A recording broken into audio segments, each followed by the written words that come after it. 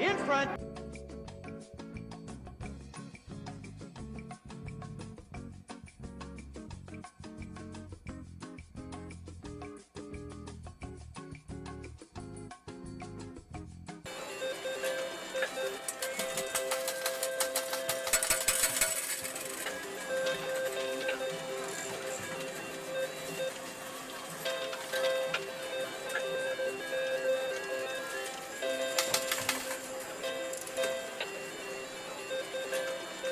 Approaching three quarters and driving up on the outside now to challenge as they move down the backstretch. Part of the entry, Day in a Life clears by 3/4 of a length towards the rail. That is Red Bow Tie. And locked in with nowhere to go, that's Noble Ability. In between pacers shaking loose, Bosun's Mate has found some racing room. 3/4, 122 flat on the final turn. Day in the Life is open to 2.5 lengths. Up in the far outside part of the entry, Bosun's Mate trying to get there with him. Down on the inside, Red Bow Tie clinging third. Up the rail in fourth, Noble Ability, and they straighten out for home. Through the lane, Day in a Life opening up by 4. Bosun's Mate far outside. Red Bow Tie's found a little bit more. The Catman sneaks through with Noble Ability. Here's the finish. Here's the wire. Day in a Life, 149-4. Track record. Here they are. Carleton Raceway, it's his third winner of the night, but 149-4 is something that he'll remember for a long, long time with Day in a Life. And let's not forget to congratulate Mark Stacey. Mark Stacey is the one that broke and trained this colt, and he made his first steps here at Rideau Carleton Raceway. His first 2 lifetime races were here, and it's great to see him win the Des Smith. Chris Christoforou, winning driver. Let's have a round of applause for Chris. Brilliant drive, 149-4, world record on a 5/8 track.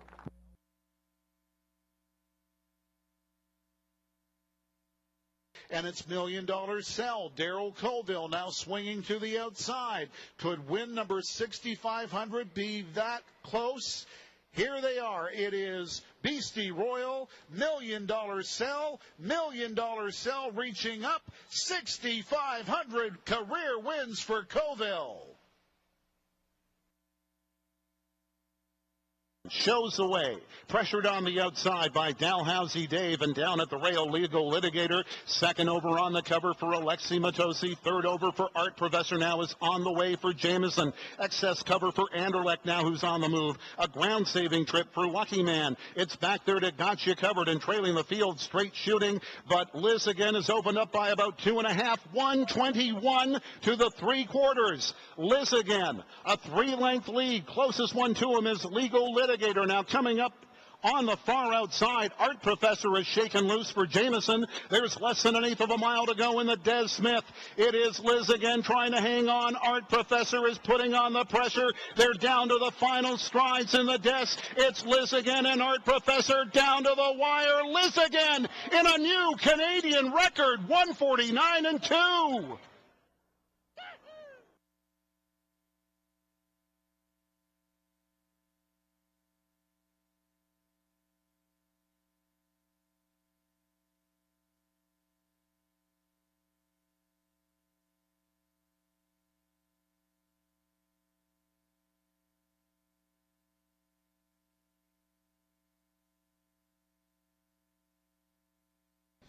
So do you guys remember when the announcement came down that horse racing was being canceled, the Slots of Racetracks program in 2012?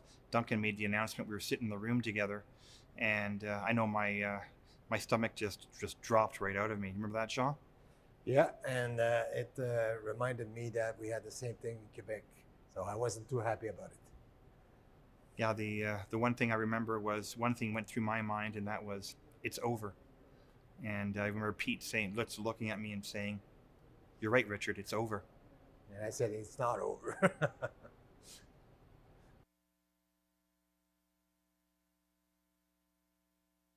Andy's Unreal has been sent on a gate-to-wire mission on the outside. Hello everyone, my name is John McMillan. I'm taking a look at the second program of the year. But Onyx VA and Stéphane Brassot have the racetrack all to themselves. Everyone, I'm John McMillan, taking a look at how things went on last Sunday's program.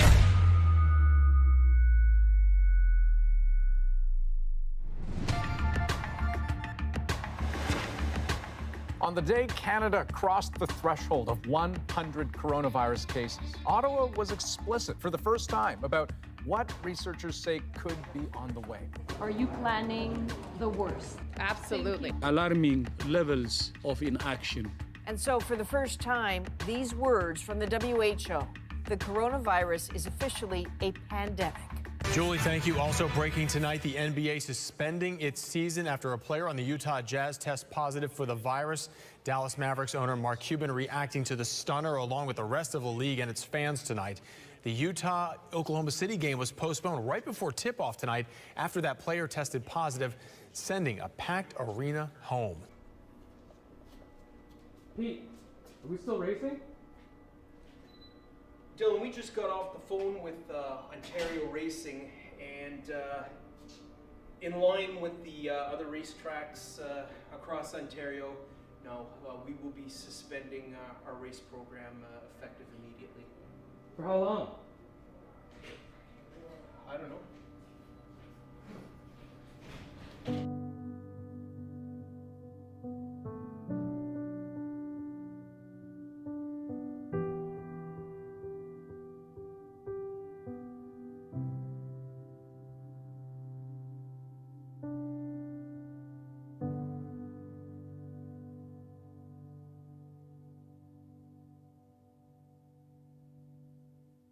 Horse racing is making its return to the capital this weekend. But if you're looking to head to the track to catch the excitement, don't. Live audiences are still not allowed. CTV's Tyler Fleming reports.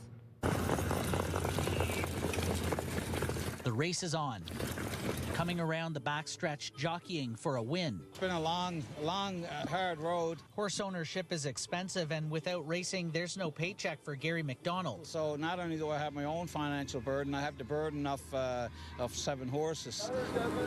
So a win is needed. Horse racing has been given the go-ahead from the province. These qualifying races at the Rideau Carleton Raceway are for Sunday's big return. And hopefully we draw some nice post positions so we can get into the race and get some of that prize money. A $65,000 purse to be won in the standard bred races. So that's with the sulky and the driver versus the jockey on top of the thoroughbred's back. John McMillan is the director of the National Capital Region Horse Association and says the industry has been hit hard. Participants in the industry are suffering from financial trouble, so getting them back to work will be a great thing.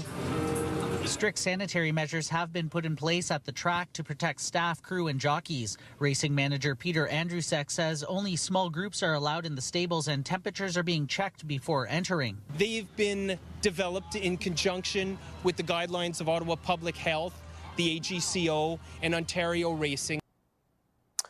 So racing into COVID was surreal. There was no customers in the grandstand, no staff, nothing.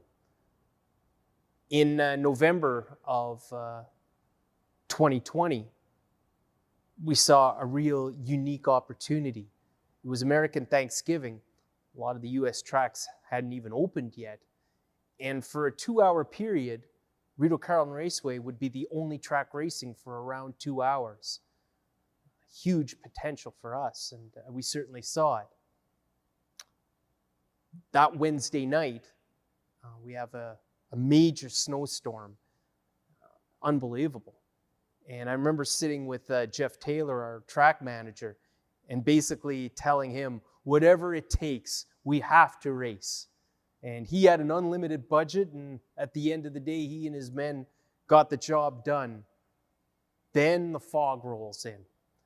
And the fog was so thick, forget about the backstretch, you couldn't even see the finish line. And I'm sitting there thinking, wow, what a lost opportunity. Yet, as the races started, the tote boards started blowing up. Numbers unheard of for a track our size. And I remember it was around race 6, and I got a text from Glenn Pearson, who was the general manager at the time, who held the old records, which was, I believe, about 440,000. And he said to me, congratulations, you finally broke the record 35 years later. And that's when it kind of dawned on me that, wow, this is something special. By the end of the night, we bet over 750,000, I believe. And what was so shocking about that is that there was not one patron in the grandstand to witness it. COVID. Yeah, we got a big loss. Rideau Carleton, Mr. Armstrong. He's been good to me over the years. I've been here for my whole life. And I just got back, but he always helped me out. Warren Armstrong was not only the most passionate racetrack operator that I've ever come in contact with, but he wanted every person that came to Rideau Carleton to have a tremendous experience, whether it was a horse person, a race fan, or just a general passerby. He wanted them to have a great time, and that's what they did under his management. 1 week ago tonight, the entire racing community and everybody at Rideau Carleton was saddened to learn of the passing of Mr. Warren Armstrong, one of the builders and the inspiration here at Rideau Carleton Raceway, the owner of this racetrack for almost 60 years. Tonight we are celebrating his life with a video tribute followed by a minute of silence.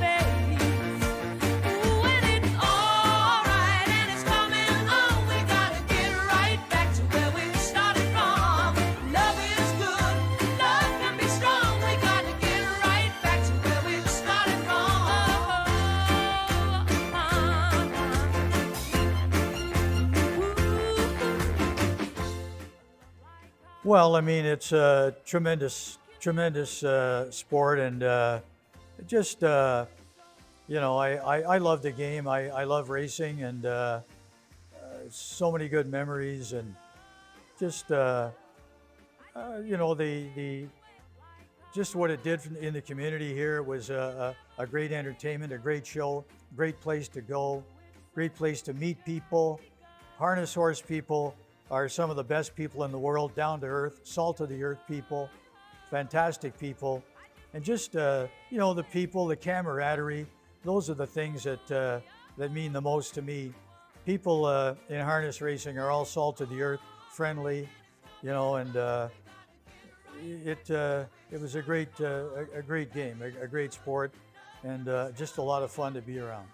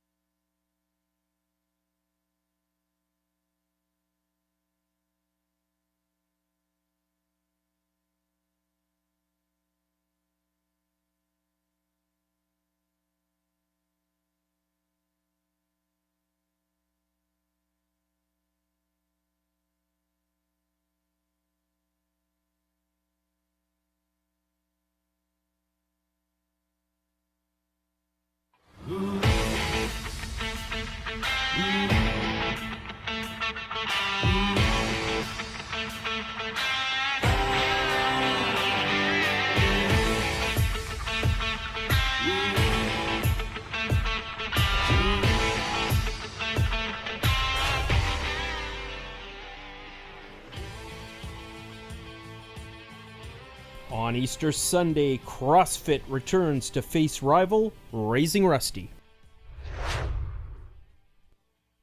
Napoleon Hill, who looks to close ground as the stretch comes up. Time Out Loverboy further back in third, and on a break at the back now, Capulet. That's Stomper Tom looking every bit the confident 1-5 choice for Guy Gagnon. Stomper Tom going under the wire ahead of Napoleon Hill, and in a battle for show, that's Time Out Loverboy, Stonebridge Robust on a break, and then Capulet. 2 minutes and 4/5. Strong and driven by Guy Gagnon. Congratulations to all his connections in a very popular winner's circle photo. Stomper Tom, his first start of the year, his first win of the season. 2 minutes and 4/5. The judges have announced that the break by the 4 Stonebridge Robust does not have any effect on the rest of the field. There he goes. That's Matt's Bank, looking a bit like his brother. Matt's Bank opening up now by a good 6 lengths. Coming on late for second is On Time Delivery, and holding on for show was DA Captain Obvious, just ahead of Illicit Affair in 1:55 and 4. That's a maiden win for Matt's Bank. Just some equipment adjustments there on Matt's Bank before he heads into the winner's enclosure.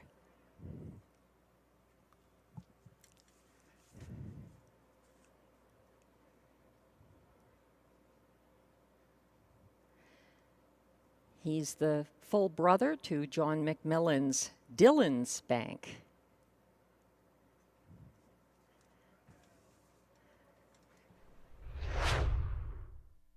26 and 3, no one giving way. All-Star Cheddar on the inside, Hal Mac Victor on the outside, and looking to tip 3 wide, Jim's Big Thrill. Also, Red Cape Party could come up the cones, but not yet. That's All-Star Cheddar having things his way on the front end, and coming to him second is Hal Mac Victor ahead of Jim's Big Thrill, Red Cape Party, and Friar Voltaire in 1:55 flat. All-Star Cheddar.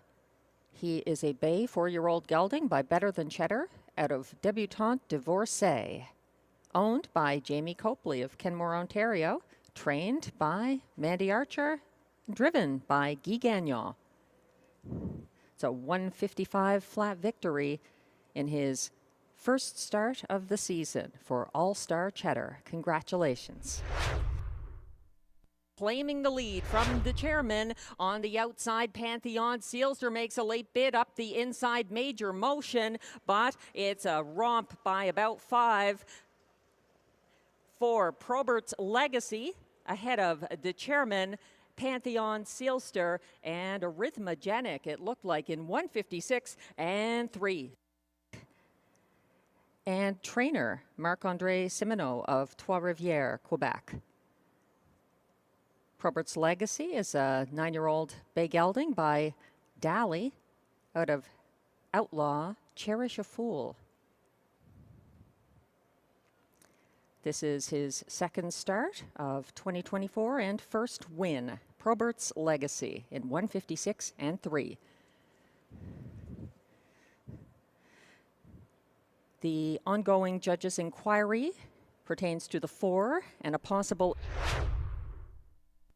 1:26 and 4 with Speaker Nancy now having to address Pop the Bubbly, who is coming to her first over on the outside, looking to go 3 wide for the stretch drive. Lady Corona trying to chase down Speaker Nancy. Speaker Nancy up front ahead of the 2 battling for place. Speaker Nancy ahead of Lady Corona. Then for show is Pop the Bubbly, 1:55 and 1.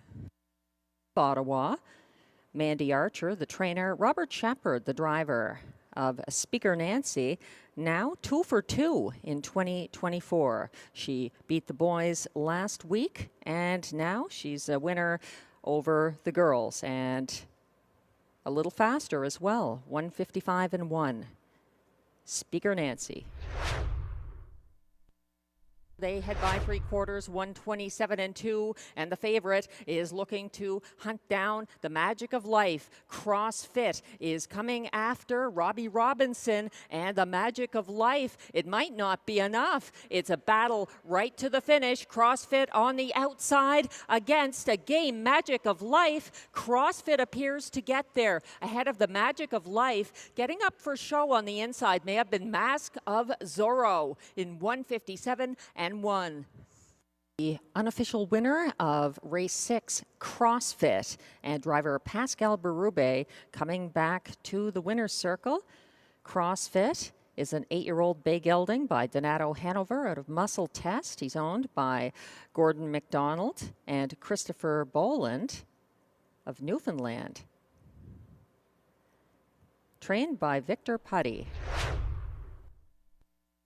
Extra Cheese. Candid Cameron is in the 2-wide path and looks like he's still gaining ground. Coming up the inside, Time to Dancing. Jacques Baudouin under pressure here, but Stonebridger Maze is confidently ahead of Extra Cheese by about a half length at the finish. It looked like Time to Dancing for third, Candid Cameron up for fourth in 1:55 flat.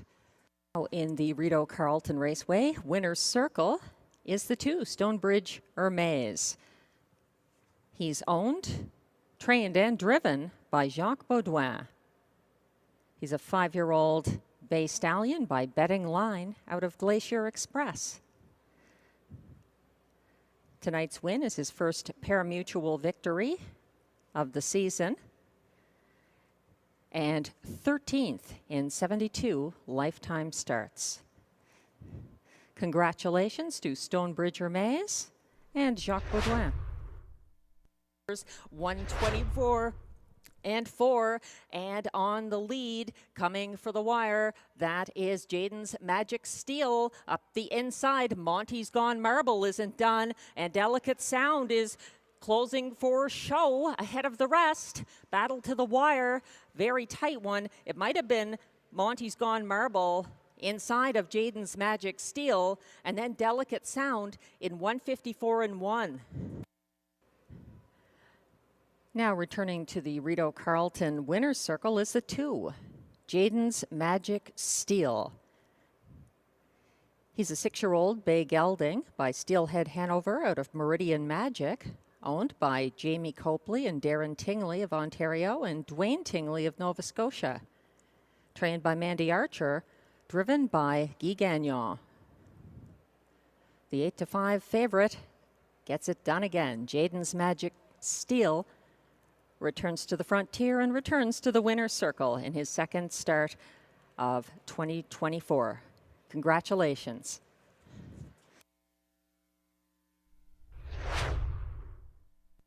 Behind Light the Torch, next closest, Make It Come True, looking for room up the inside, tailing off, Let's Get Pickled. Coming on very wide is Viper.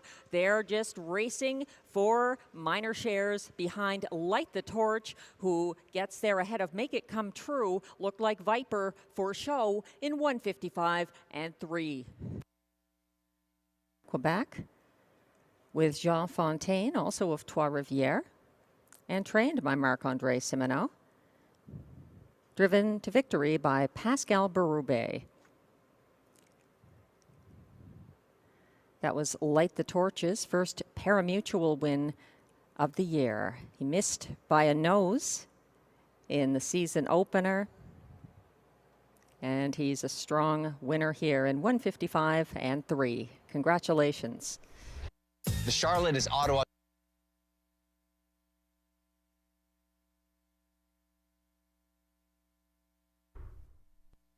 Favorite to Huya Brew, and the rest still chasing, including Western Phil on the inside and Sunny Bow on the outside. They're coming after the leader, Rockin' My Dream, and here comes to Huya Brew on the inside.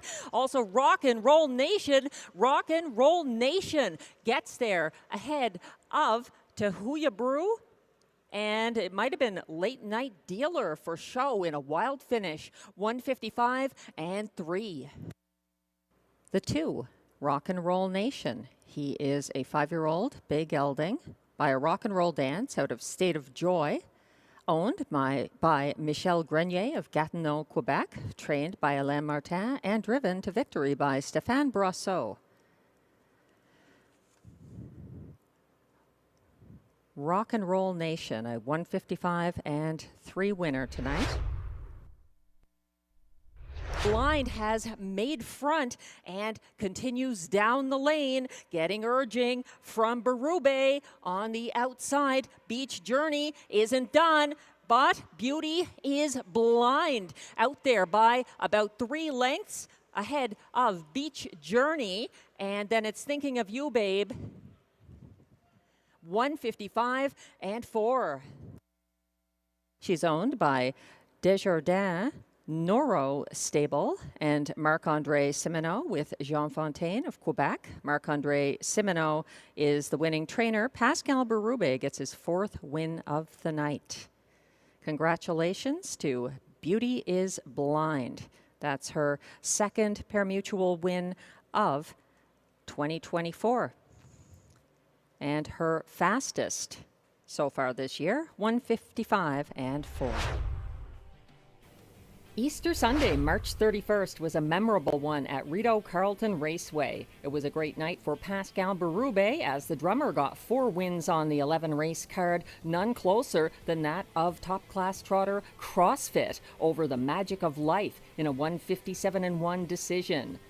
Rideau Carleton Raceway would like to thank all of our patrons on track and online for an exceptional handle on the 11 race card, $666,360, our 2nd highest handle in the track's 62-year history. Thanks to all who played along on Easter Sunday. We're back with 6:30 first post on Sunday, April the 7th. Join us at Rideau Carleton Raceway.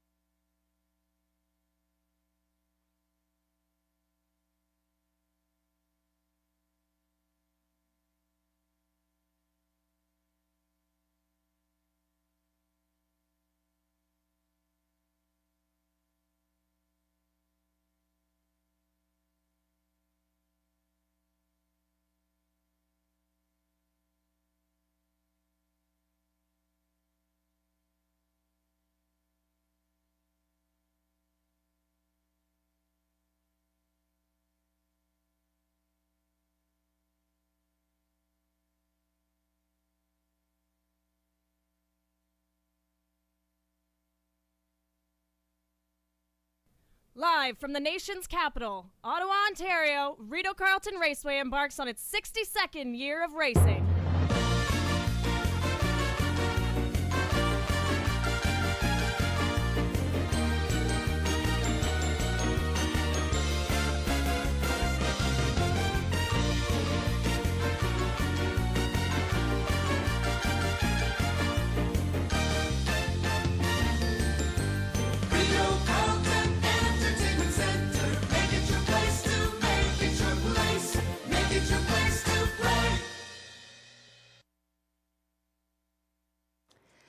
Good evening, ladies and gentlemen. Welcome to Rideau Carleton Raceway for the third card of the 2024 meet. There's only one program change to announce right now. That's in Race 4. The 8 Irresistible is scratched. Again, in Race 4, scratch the 8 Irresistible. No other changes at this point.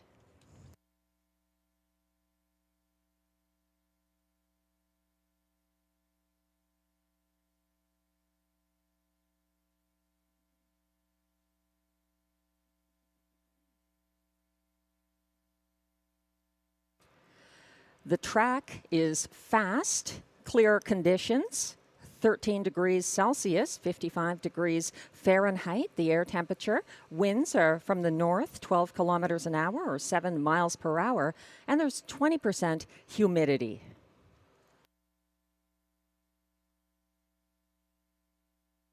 We're 26 minutes away from post time for race 1. And coming up on Worth Remembering this evening, it's a special win from December 19th, 2010. A special win for trainer Kathy McBride, and you could call it a thrill with Shanghai Thrill.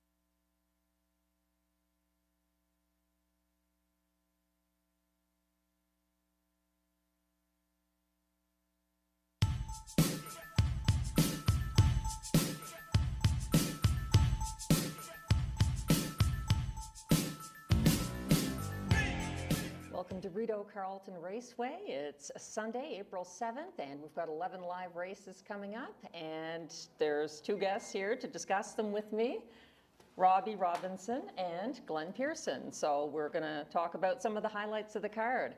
Race 1 is definitely a race of interest because Matt's Bank is the fastest 3-year-old so far this season on a 5/8 mile track in Canada after that maiden win. Yep, and after this race, I think there might be another 3-year-old that might be the fastest in Canada. On time, you might say. Yeah, on time. On-time delivery. What do you say, Glenn? You know, I'm going to stick with Matt's Bank, but it would not surprise me if on-time delivery, the way he closed up last week from the outside. Lots of post relief. So let's look ahead to race 4. That's my spot play. Red Cape Party. I think he's got the class relief here, and he's been a good spot play in the past. So any thoughts on that race, race 4? I have to go with Egonio's horse, Conquest Sealster. I know he's in and out, but I think he's going to get his trip today. He's going to go right to the front, and I don't know whether this horse, he has some kind of issue, whether it's breathing or something, but you know, he's in and out, but I think maybe he's had enough time off. They've got him figured out, and I think he's going to go right to the front, and it'll be game over, in my opinion. He had a great qualifier here on March 27th. He did exactly what you said. It was game over for the rest of them. I'm going with Red Cape Party, though. I think, you know, he can get there for Simard. And also we have to remove a horse here. The 8 Irresistible is scratched. What do you like in race 4? I picked the same two, but I'm going with Robbie Conquest Sealster to win and Red Cape Party for second. Hopefully Red Cape Party will race a little better. I thought he was going to be better last week, but he sort of flattened out. Did come his last quarter in 29 flat, but I think the King is going to be tough to beat. He could be. And then moving on to race 5, Light the Torch has been nothing but sensational since going to Marc-Andre Simoneau. And I understand he's nominated to the Prix d'Été at Hippodrome 3R later this year. So is he unanimous, Light the Torch in race 5? I like the Torch, but I also have another horse that might be able to upset here. I think Monty's Gone Marble. He got home real strong last week, just missed. If he comes up with a similar effort, I think he could maybe get there, because Light the Torch, he might get stretched out a little bit by his former trainer, Jacques Baudouin, with the rail of Stonebridge Hermes. Who was a great winner last week. Yeah, so I don't think he's going to give up the front easily, so that could work out in Monty's Gone Marble's favor. And Let's Get Pickled also get some post relief there, and he put in a pretty brave trip, I thought, last week. So it could be wide open, but I think there might be a class difference for Light the Torch. What do you think about this one? I'm going with Light the Torch as well, and I'm going to box 3 horses in this race, 1, 3, and 5. Stonebridge Hermes, Monty's Gone Marble, and Light the Torch. I mean, I want to see another big race out of Light the Torch. He raced huge last time, but he's been getting fractions his own way. If he doesn't get those fractions his own way, we're going to see what he's made of. And I did notice, yes, you're right, he is nominated to that race in 3 Rivers. Shapes up for an exciting race.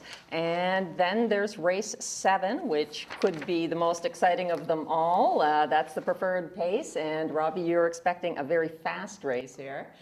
We could see 51, 52 here tonight. All these horses show leaving. So I think there could be a bit of a mix-up in the first part of the race, which is only going to benefit the 5 and the 6. A bunch of them are going to want the front end. Le Massif is coming in off the fastest mile in Canada by a stallion on a half-mile track this season so far. And then PL Aussie also is a leader in Canada this season for his age, sex, and gait on a 5/8 mile track. So it's quite interesting. I think Dillon's Bank and the Light Speed, either of them could come on late and steal it all. Yeah, those are the 3 for me too, 3, 5, and 6. That's going to be the play. I think PL Aussie's got 1 more start under his belt now. I don't know if he'll give it up in the last ride. The Light Speed was all out to beat him last week. And narrowly. And then the top class trot looks really good in race 10. Raising Rusty did exactly what I predicted, Glenn. I told you, sometimes he breaks early, and what did he do? He came out of there like Secretariat last week, and that didn't work out. I'm hoping for redemption, but he's got company from Meadow Branch Noble, who definitely made a good Rideau debut when he showed up here. Yeah, I agree with that. Raising Rusty, sometimes the rail's a little tricky. Robbie could speak more to that. Yeah, that's not ideal for a trotter. For a trotter, that's hard to get off the gate. It's kind of a tough spot. And if he gets them away, Raising Rusty, he could give them a go. But I think he needs a couple starts to, off of rest to get the edge off him. Sometimes the horse, they first start out, they're feeling a little too sharp, and if he gets the edge off him. But I agree that I like Meadow Branch Noble. I raced against him 2 weeks ago, and he beat me by 3 lengths. And Guy took him over. I'm a stand-up guy, which who qualified very handily the other day. And so I got and CrossFit, which only beat me by a head the other day. So I think I like Meadow Branch Noble a little bit better. Based on the magic of life, finishing second to both of those in the last 2 times he raced here. So yeah, that's a high recommendation. And Ripped and Ready is also back. He wasn't quite ready last season. What do you think of him from post 7? He's got back class, but it's been a while. He needs starts. He needs he's had 1 start since September 2020, too. And his trainer, Terry Vandenplas, is a capable horseman. He probably worked for two of the best trotting trainers in the business, and Jean-Pierre Dubois and Jimmy Tactor. So he knows his trotters, but I've seen lots of horses that have this amount of time off, and it takes 3 or 4 starts to get them primed back up to be at their best. So another tightener or two before he's ripped and truly ready. Yeah, for sure. And the last of the night, race 11, always your way. He got away 3 wide from second last on Sunday. It was just a bit of a tough trip, and he's got post relief here. That's my top pick. But Sonny Bow also, he's coming in from an outside post. The two of them are almost inseparable for me, the 2 and the 3 here. I'm going to go with the 3, Sonny Bow. He had a brutal trip last week. He was stuck behind me, parked the whole mile, and you know that's a game effort. And like I think tonight he's going to get to the front real easy, and he's going to have fractions his own way. I like always your way, to who you brew, and I think if Wrangler Cash is tight enough, he's got enough back class to be there. Yeah, those are the numbers. I see this race as a good opportunity to box in the try. I think Sonny Bow's going to be in the top 3, and I'd play around with 2, 5, 6, and 7 behind him as a possibility. High 5 with only 8 horses, so the public's got a shot. Yep, definitely one to play. So thanks very much for joining us for the pregame show, and we look forward to the card. Good luck with all your wagers.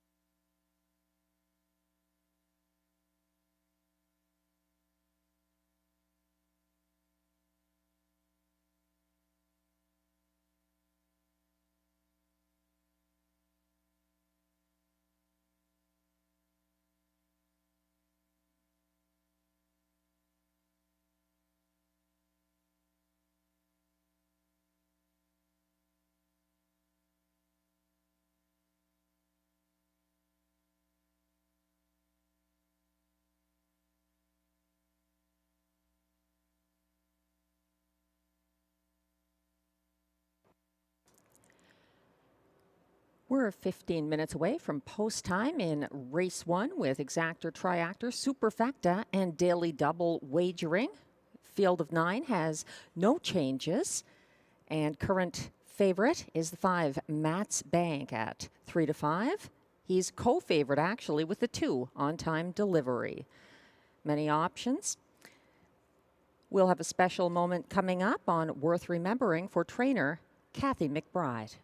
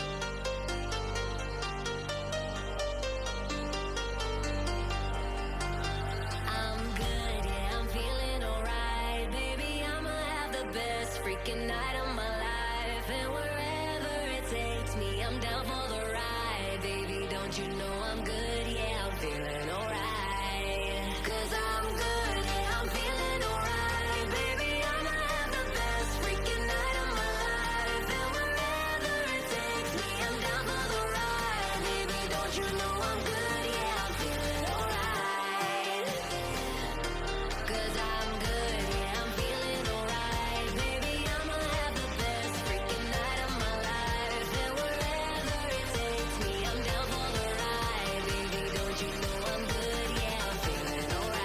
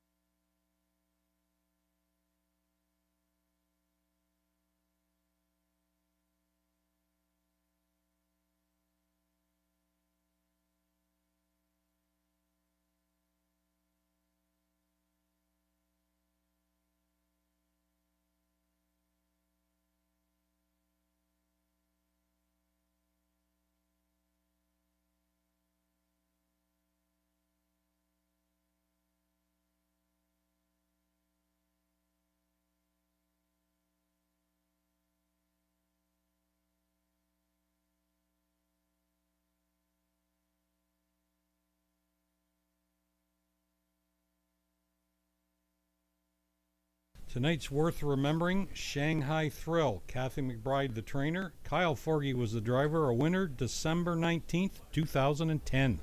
Off on an early break there is Pembroke Dreamer. Rest of the field is in motion, and they're off. As they leave the starting gate, it's Lights Action Grober off to a quick start. To the inside, Free and Easy Hanover, and to his outside is French Art. Then it's down at the rail to the favorite, Shanghai Thrill, just ahead of Legal Front. Back then to Banty. To its outside, Leading Candidate and Moonshine McCardle with the trailer, Pembroke Dreamer, the distant trailer from the start. They're all underway to the opening quarter, and it's Lights Action Grober, 32-1 shot here, taking them there in a time of 29-4. Arriving in front of the stands for the first time, tracking from the pocket, French Art, but now coming up to challenge is Saint-Pierre with Free and Easy Hanover. Shanghai Thrill now puts in its bid for Forgy, and following on that cover is Banty. Back there to Legal Front, followed by Leading Candidate and Moonshine McCardle. The distant trailer is Pembroke Dreamer. They make their way on to the opening half, and now Kyle Forgy is on the move here with Shanghai Thrill going to take a run at the leader. 59-3 was the halftime speed. The race leader is Free and Easy Hanover. Now Shanghai Thrill deposits into the pocket to braven up. Here comes Lights Action Grober now putting in a bid for Millette. On the cover of that one is Banty. Down at the rail, nowhere to go for French Art. Excess cover for Leading Candidate. Back there to Legal Front, followed by Moonshine McCardle. They're on their way to three quarters. Free and Easy Hanover trying to put away Lights Action Grober. Three quarters in, 129-4. It's still Free and Easy Hanover. Lights Action Grober put up the good fight but is going backwards, and now Shanghai Thrill has some racing room to its outside. Lights Action Grober may be coming back a little bit here. Final eighth of a mile. And down the stretch they come with Free and Easy Hanover battling with Shanghai Thrill. Fully extended, Lights Action Grober, in between horses, French Art, Shanghai Thrill in the final strides. Shanghai Thrill over Free and Easy Hanover, French Art. 2 minutes flat.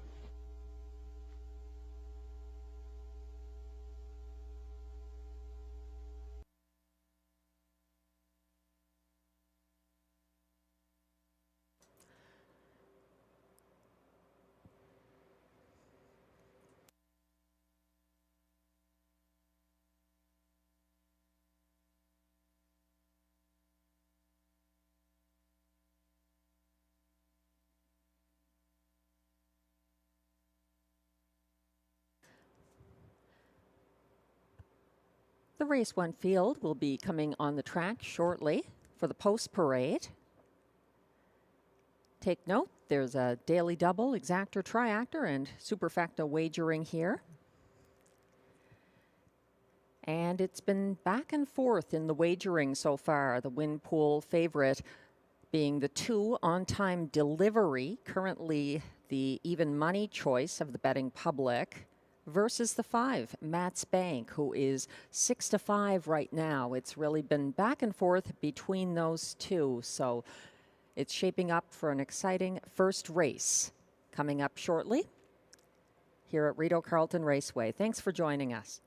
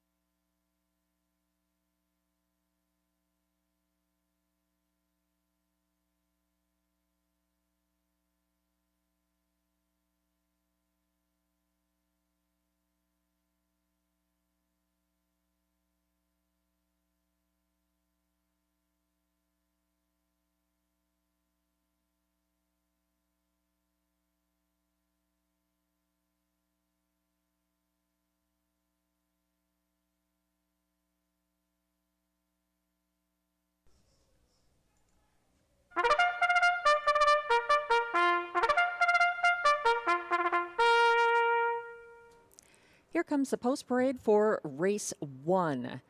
For a purse of $5,600, these are non-winners of $3,000 lifetime with allowances.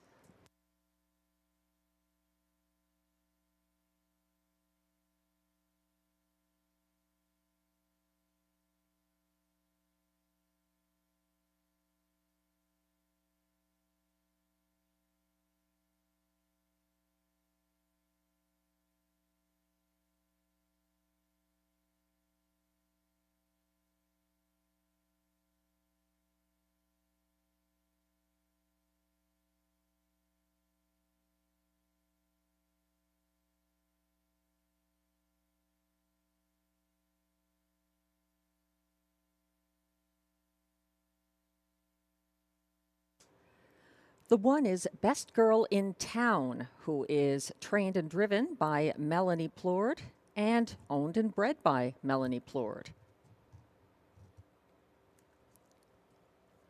The 2 is On Time Delivery, who's trained by Isabelle Darvaux for owner Windermere Farms and driven by Robert Shepard.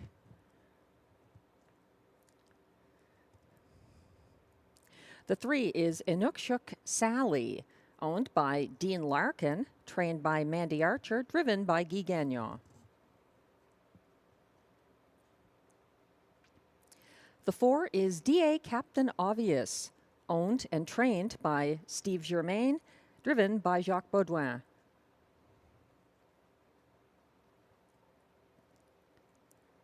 The 5 is Matt's Bank, owned and bred by Valspar Stables, trained and driven by Darcy Clancy.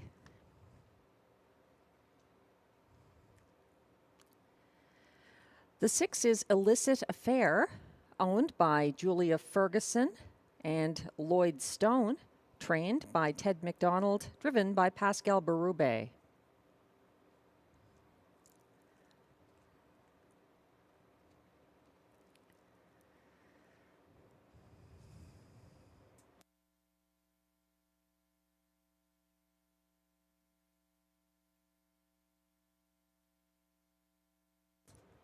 The 7 is Laurie Merchandise, who is owned by trainer Katja Leclerc and driven by Don Jobin.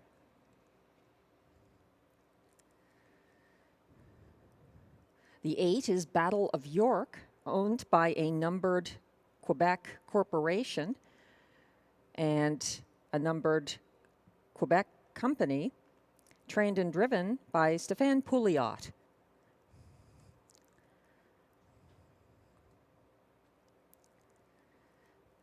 And the 9 is All-Star Ballerina, owned by trainer Jennifer McBride, driven by William Mois. No changes.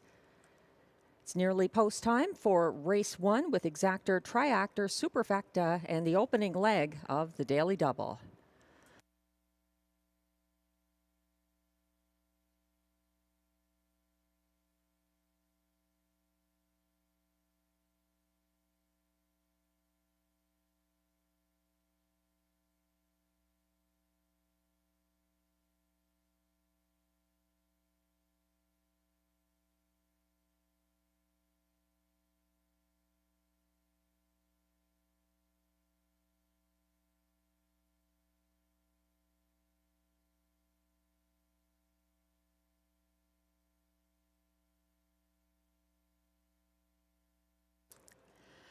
Current favorite, number 5, Matt's Bank, is on your screen. 4 to 5 top choice. He is actually Canada's fastest 2024 winner on a 5/8 mile track by any 3-year-old pacer so far this season, courtesy of his maiden victory here on March 31st.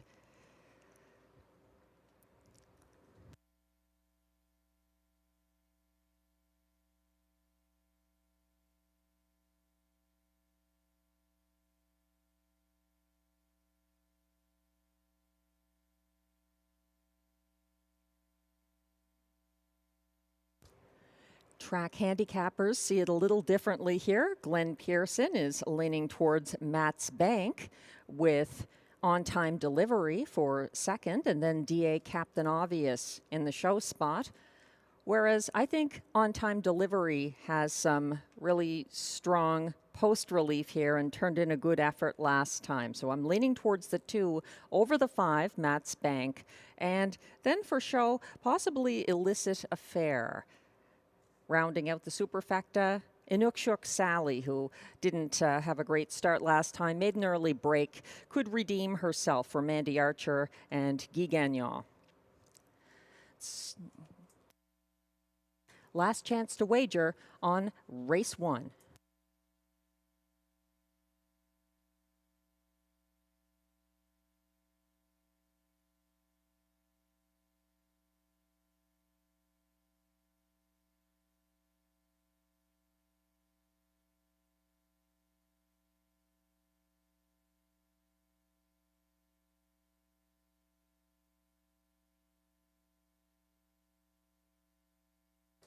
The starter has called the horses from the inside out. Their Best Girl in Town, On-Time Delivery, Inukshuk Sally, DA Captain Obvious, Matt's Bank, Illicit Affair, Laurie Merchandise, Battle of York, and the trailer is All-Star Ballerina.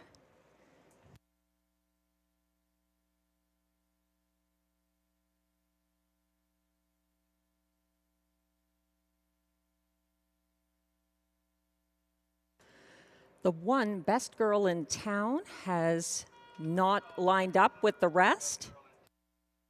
There's going to be a recall in race 1.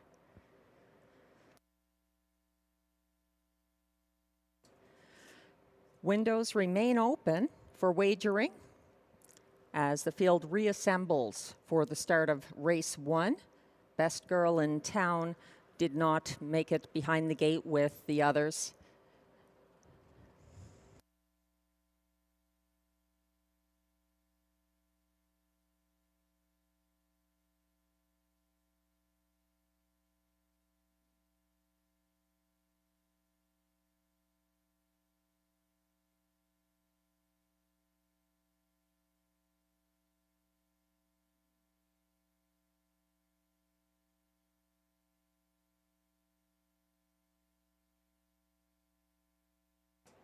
Best girl in town has paused on the back stretch and may have an equipment issue. We're waiting on best girl in town, and there is a recall.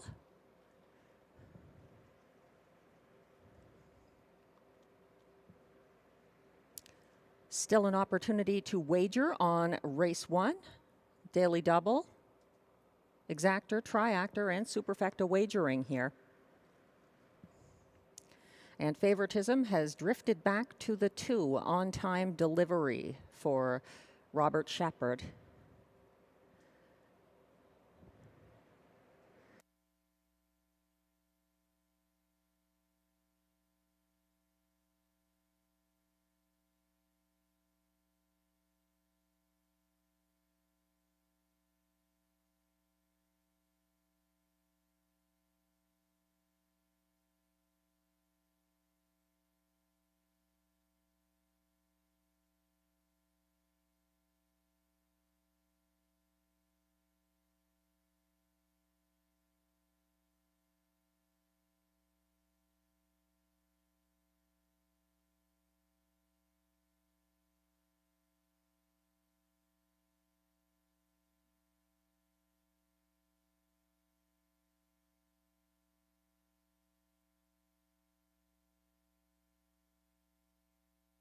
And the starter has called the field again after the recall.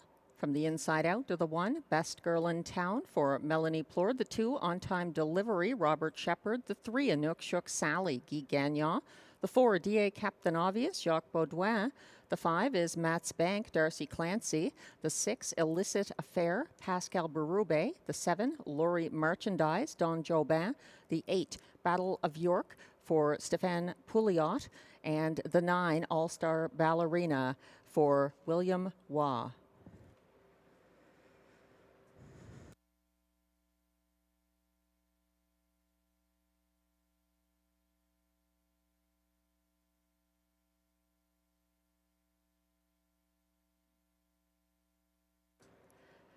A late scratch. The 1, best girl in town, is scratched for causing a second recall. The 1 is now scratched.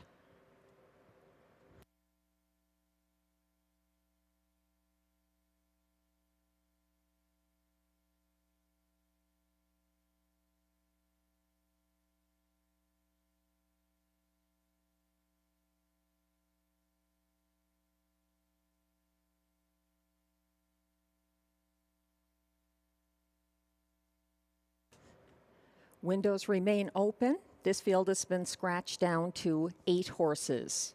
The 1, best girl in town, is scratched.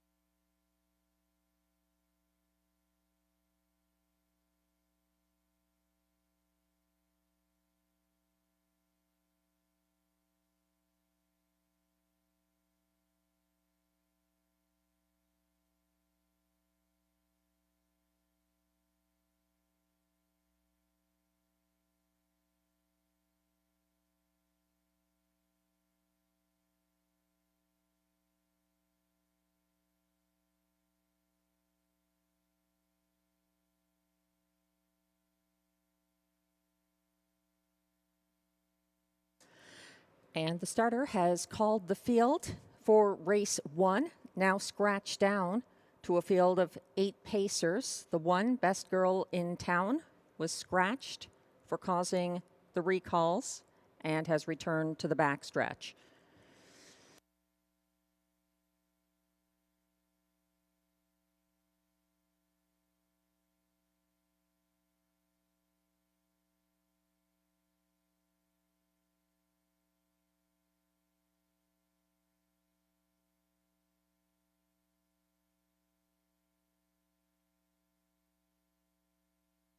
They're lining up with Matt's Bank, already following closely behind the gate, and Illicit Affair keeping up with him.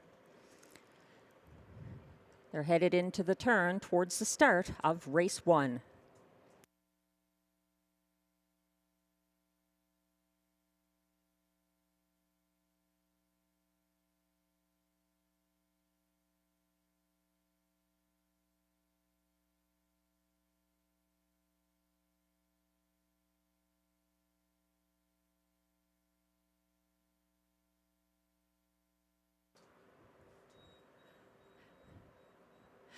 And they're off. Battle of York, a few lengths behind the others, also dropping back. Lori Merchandise leaving well early. DA Captain Obvious to his outside. Matt's Bank has made front and opened up quickly by 2. In second, DA Captain Obvious. Then it's Inukshuk Sally, who looks ready to come first over from third, but is biding her time so far. Shuffled back to fifth inside is Illicit Affair, because here comes activity on the outside. Chasing Matt's Bank, the leader, up to second now and gaining. That's Battle of York. He's second and parked for the moment. Inside of him, third, DA Captain Obvious. Third, Inukshuk Sally. Back and forth. Fifth, that is, from second over. On Time Delivery is getting involved. Also coming from the back of the field, that is Berube, who is sending his horse, and they're chasing Matt's Bank. It's getting lively on the front end as Matt's Bank is getting tested by Battle of York. On the inside, third, DA Captain Obvious. Second over fourth, On Time Delivery. Coming up the cones into fifth, Inukshuk Sally. And back behind that one, we've got Illicit Affair. Trailing, but still part of this tightly packed group is Lori Merchandise. They went by the half in 59-4, reached 3/4 now in 128-3, and Battle of York isn't backing down. He's taking it to Matt's Bank. They're a couple of lengths ahead of next best, Inukshuk Sally, who's coming into third, but several lengths behind the top pair, and that's On Time Delivery to the front. On Time Delivery actually surging ahead at the wire, just ahead of Matt's Bank. Third was Inukshuk Sally, and then it's back to DA Captain Obvious, 156-1.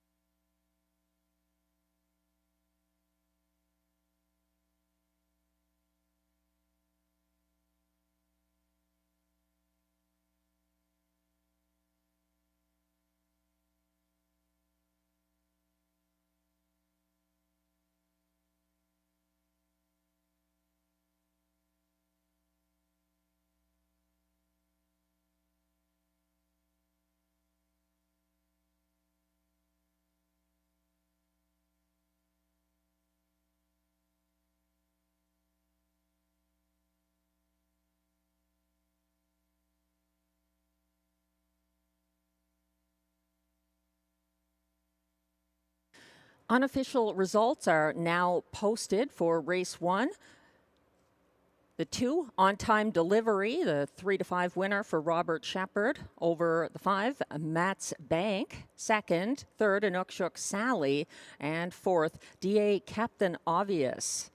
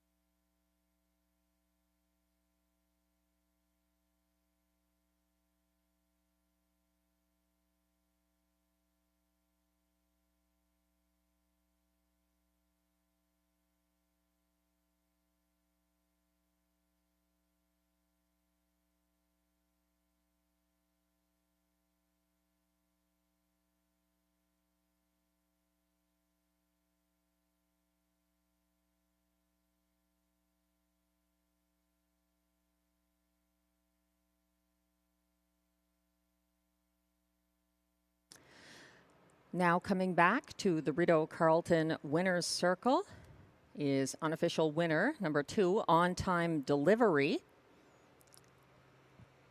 He's a 3-year-old bay gelding by Jimmy Freight out of Troxel, Hanover. Owned by Windermere Farms of Springvale, Prince Edward Island, and bred by River Valley Management, New Brunswick, and Windermere Farms. His first Rideau Carleton win for trainer Isabelle Darvaux and Robert Shepard. On Time Delivery delivers in 1:56.1. That's a new lifetime mark.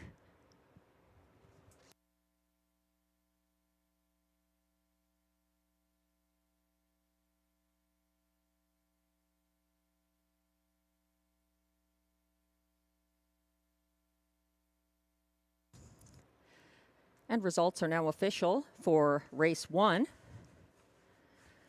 The 2 On Time Delivery returns $3.30 to win. The $2 exactor combining the favorites On Time Delivery and Matt's Bank pays $3.90. The $1 triactor 253 pays $8.95.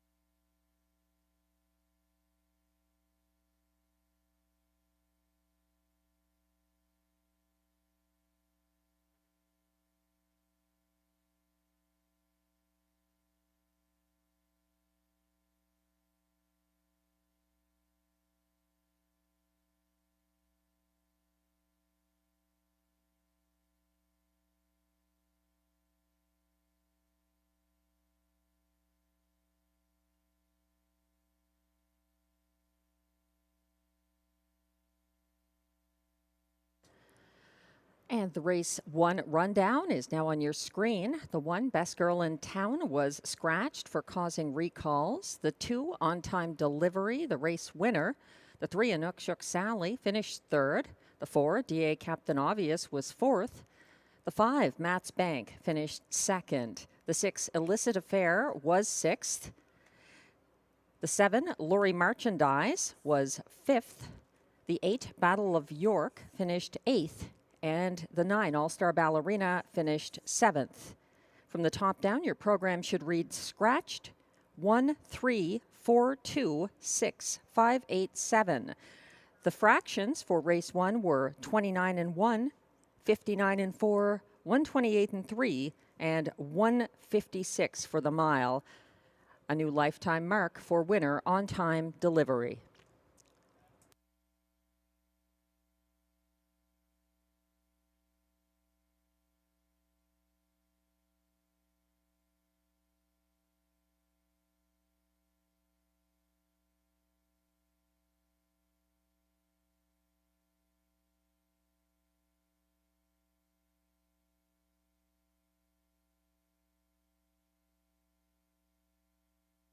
Did you know there are over 80 horses that are cared for and trained here at the Rideau Carleton backstretch?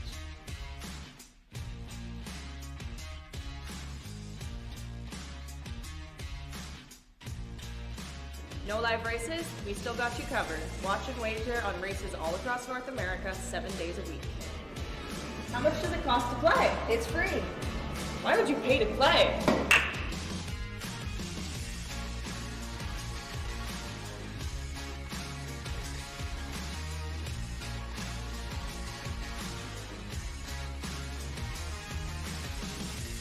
Enjoy all your favorite comfort foods without missing a race.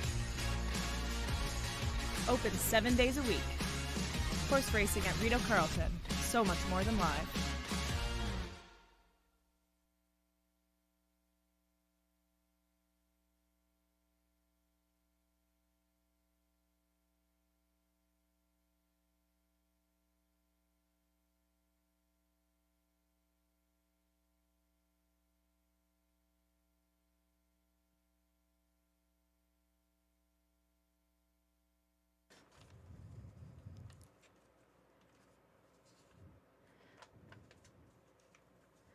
The first pick 4 of the night is coming up starting in race 2. That's my ticket on the screen, $14.40. There's a lot of possibilities here. Some newcomers like Showdown coming from Prince Edward Island for Isabelle Darvaux and Robert Shepard. Possibility from post 7. And then the one, Century Jazz, was a good winner for Stéphane Pouliot on March 24th here. I'm also using Vivi Z from post 8. Tough post, but a very good filly so far. And Full Speed Steve, the 4-year-old from post 2, is my top selection here for trainer John McMillan and Stéphane Brosseau, but many options in race 2.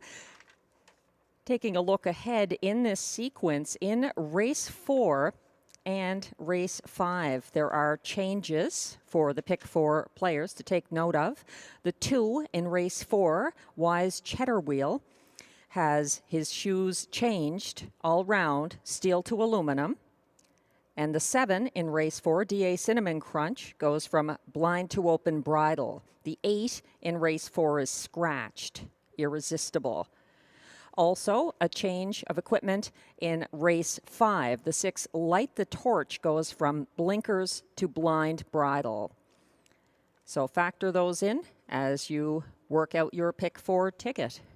Good luck.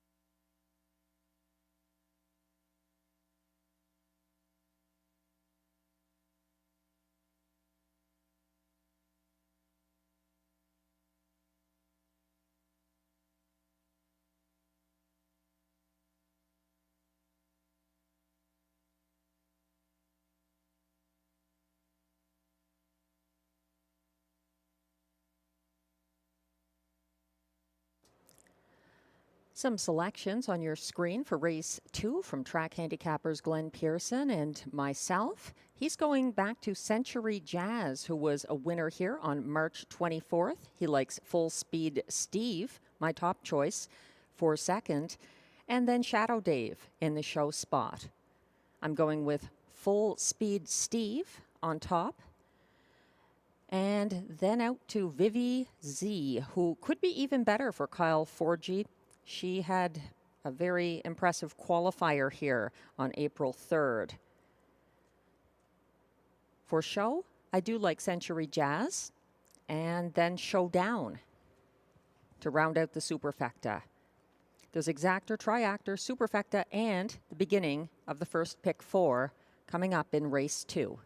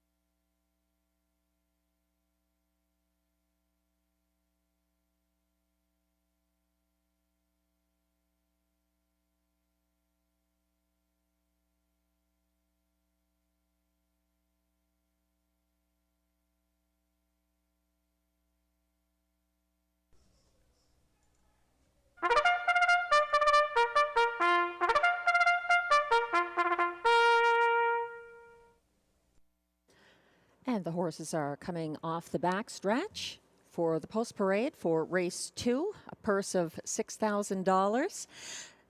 The conditions here, non-winners of $7,500 or a race lifetime. Non-winners of a race in 2024 allowed $1,500.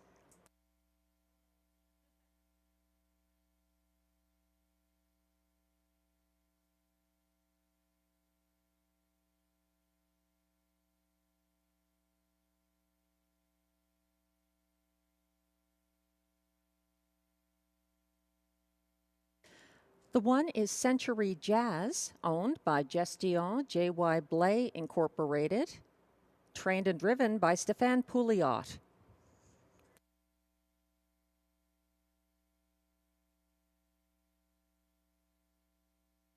The 2 is Full Speed Steve, owned by April Murphy, trained by John McMillan, driven by Stéphane Brosseau.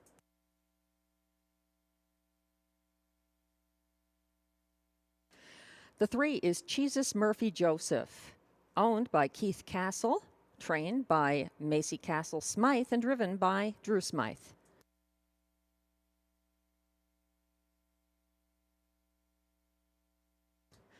The 4 is Watcha Strikes Fame, owned by a numbered Quebec corporation with Danielle Belisle and driver Don Jobin, trained by Stéphane Pouliot.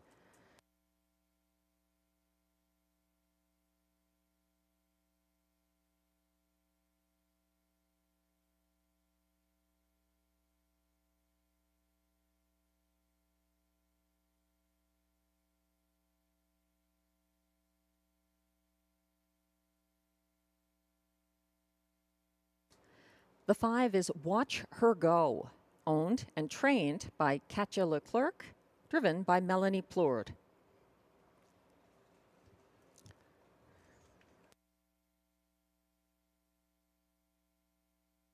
The 6 is Shadow Dave, owned by Anne Lemerand, trained and driven by Mike Healy.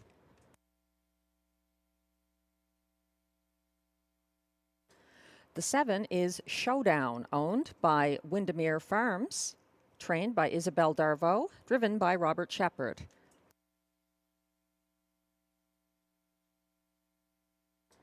The 8 is Vivi Z, owned by Steve Germain and Kyle Forgy.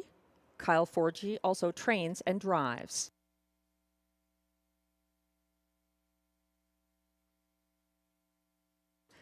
And the 9 is Friar Voltaire, owned by a numbered Canadian Corporation with Lloyd Stone and Michael Horwood, as well as trainer Vic Putty, driven by Pascal Berube.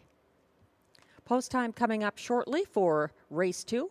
No changes. Exactor, triactor, superfecta wagering, plus the start of the first pick 4 of the card.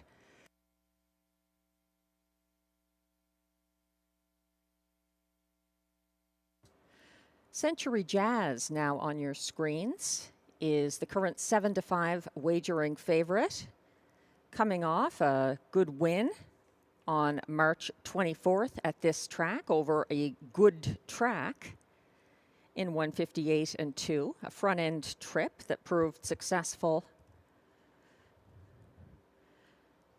Stefan Pouliot has this 4-year-old Better's Delight gelding looking good again tonight.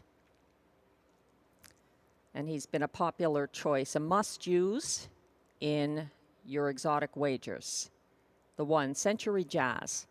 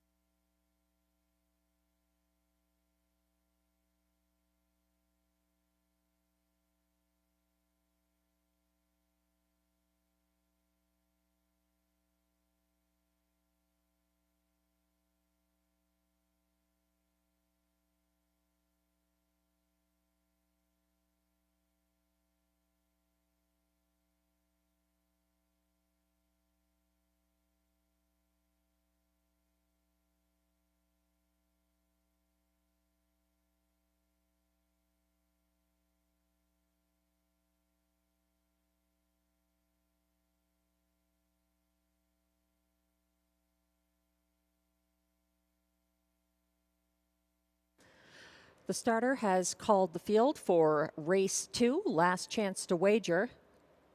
From the inside out to the 1, Century Jazz for Stefan Pouliot. The 2, Full Speed Steve, Stefan Brosseau.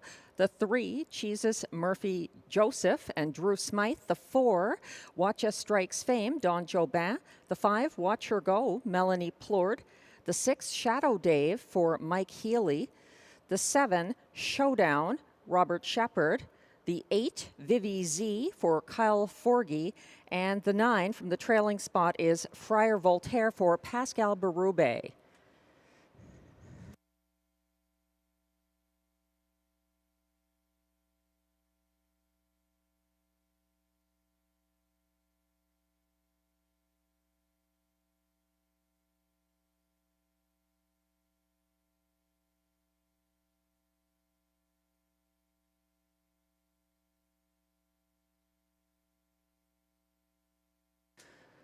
Field is assembling behind the gate with Shadow Dave first in line.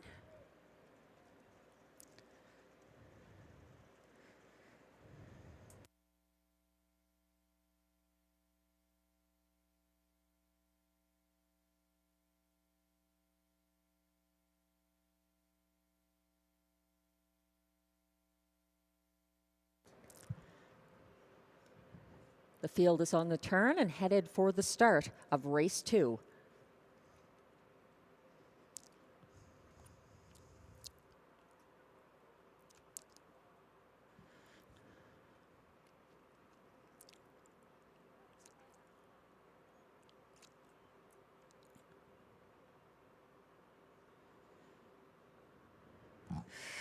And they're off. Leaving well from the inside is Full Speed Steve. Outside of him is Jesus Murphy Joseph, caught wide in second. The trailing post was an advantage for Friar Voltaire, who's up into second early. But here comes a big wide move from the filly, Vivi Z, who's already up to challenge Full Speed Steve on the first turn, approaching the opening quarter for Kyle Forgy. That's Vivi Z, who lands on the lead in 28 and 4. She's got a 2-length advantage now over Full Speed Steve, and then it's back to third place Friar Voltaire, or fourth place Friar Voltaire, that is, or third, I should say. Following him is Century Jazz from 4, and then in fifth, you've got Jesus Murphy Joseph. Behind that one, Watch Us Strikes Fame, and then it's back to Showdown, and the last two in the field are Watch Her Go, and trailing at the back there, dropping off the screen is Shadow Dave. Up front, it's Vivi Z, who led the way to the half in 58 and 1 and continues to control the pace. Getting the pocket ride, though, is Full Speed Steve, and tightening up in third, Friar Voltaire. It's still a gap back to Jesus Murphy Joseph, who is behind fourth place Century Jazz. They reach three quarters in 1:27 and 1. Century Jazz has stepped out, and so has Friar Voltaire. It's shaping up for an exciting stretch drive, 1:27 and 1. Vivi Z is under siege, coming at her now on the outside and up the inside. There comes Showdown on the inside, wider. Century Jazz looks like he's going to get there just ahead of Friar Voltaire. Full Speed Steve for show, and then back and forth, that's Showdown. 157 flat.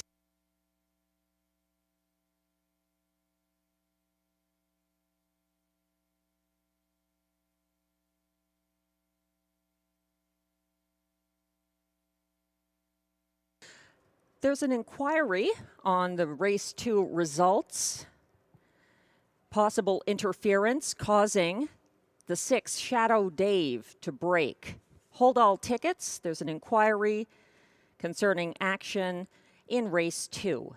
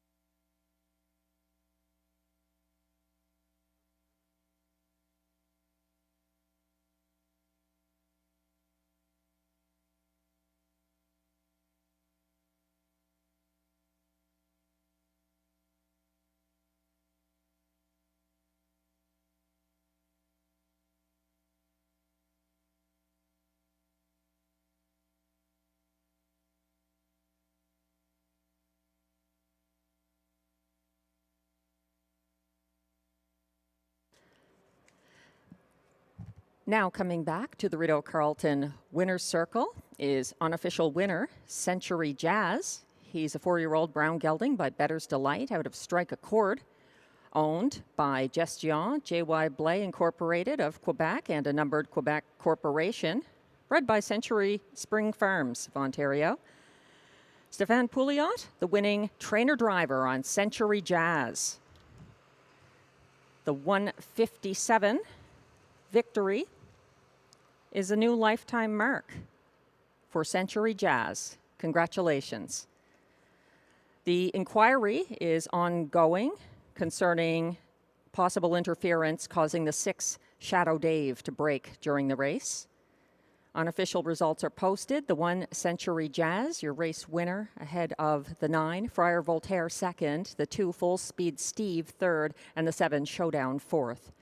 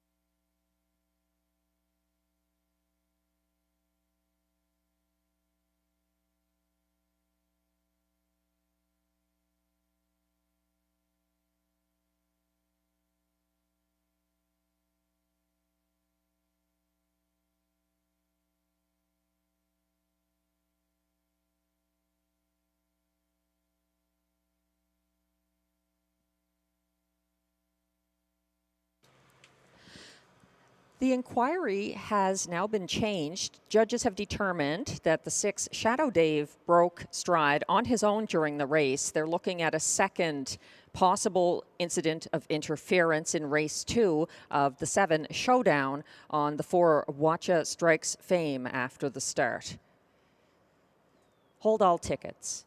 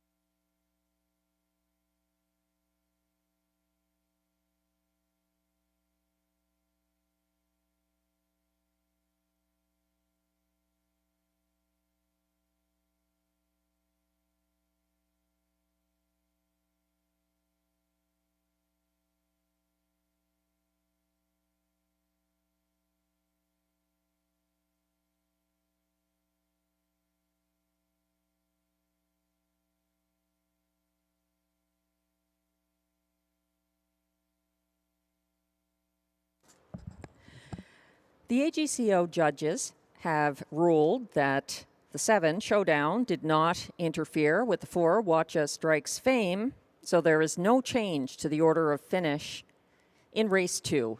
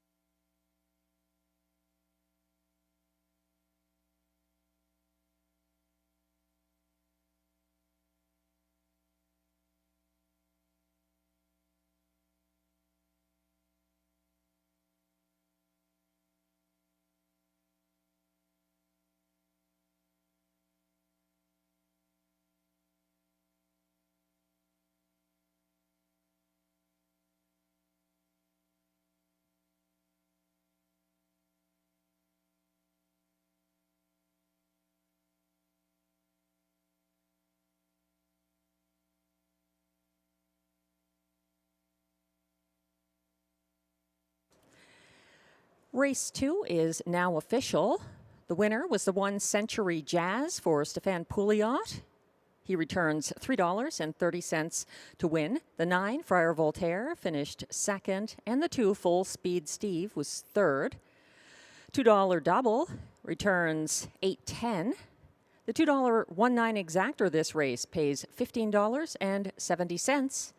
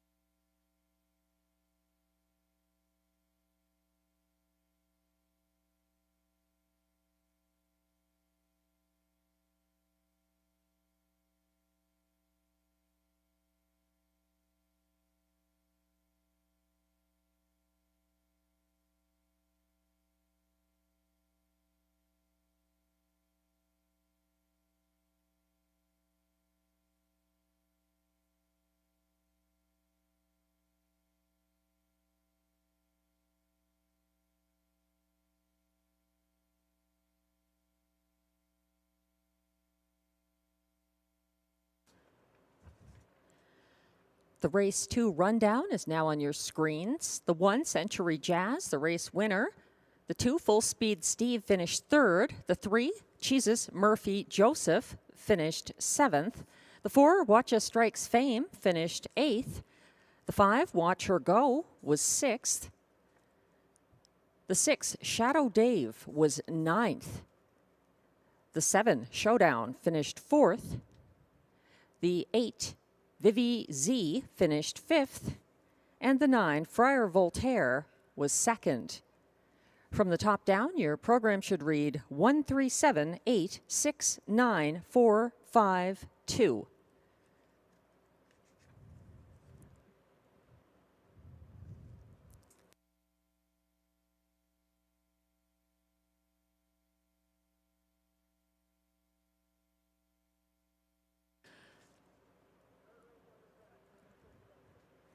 Post parade is coming out for race 3, no changes. Exactor, triactor, superfecta, and pick 3 wagering.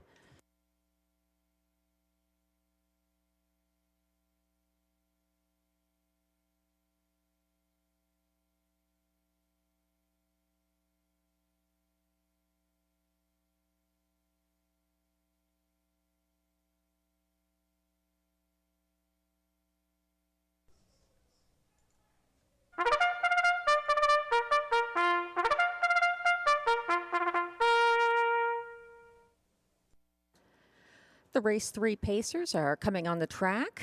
Purse of $5,700. Horses that raced in an $8,500 claimer or less in one of their last 3 starts. Also eligible, non-winners of $350 per start in their last 10 starts.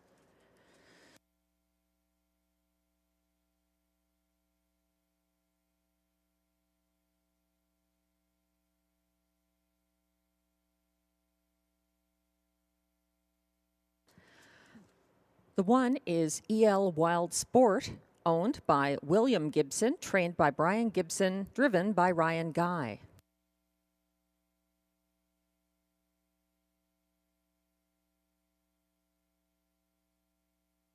The 2 is Rockin' for Real, owned by Stuart McQueen, trained by Mandy Archer, driven by Guy Gagnon.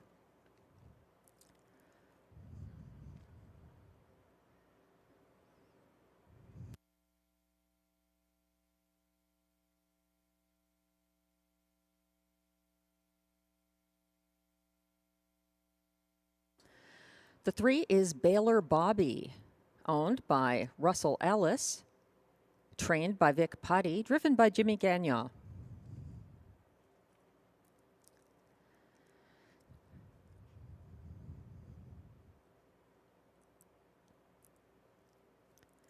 The 4 is Major Motion, owned and trained by Jennifer McBride, driven by Marie-Claude Auger.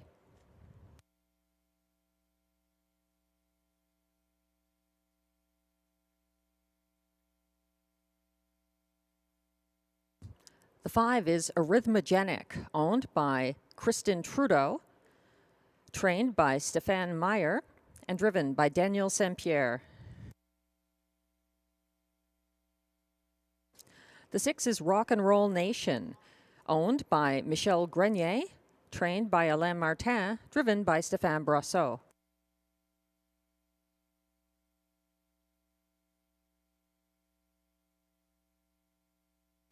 And rounding out the field is the 7, Beauty is Blind, owned by Desjardins Noro Stable, Marc-André Simoneau, and Jean Fontaine, trained by Marc-André Simoneau, driven by Pascal Berube. That's your field for race 3, no changes.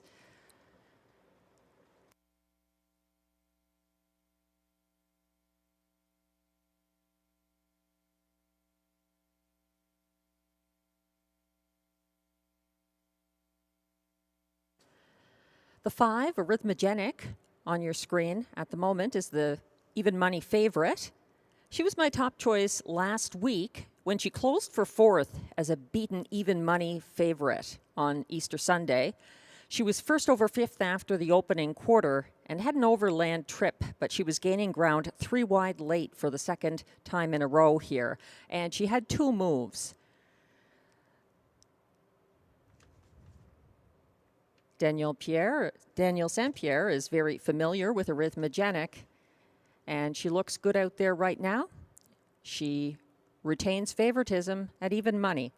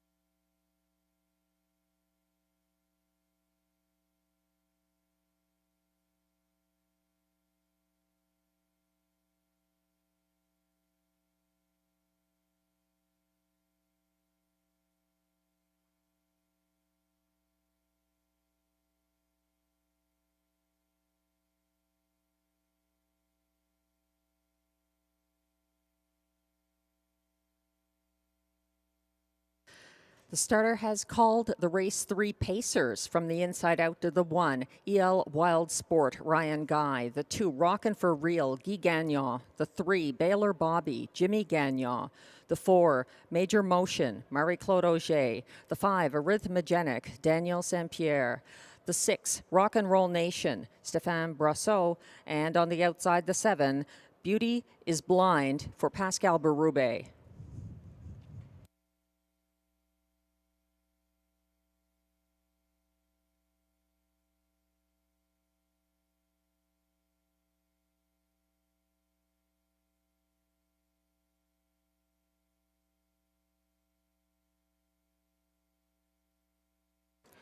They're on the turn and headed towards the start of race 3. Gapping slightly, Rock and Roll Nation. Timing the gate for Brasseau.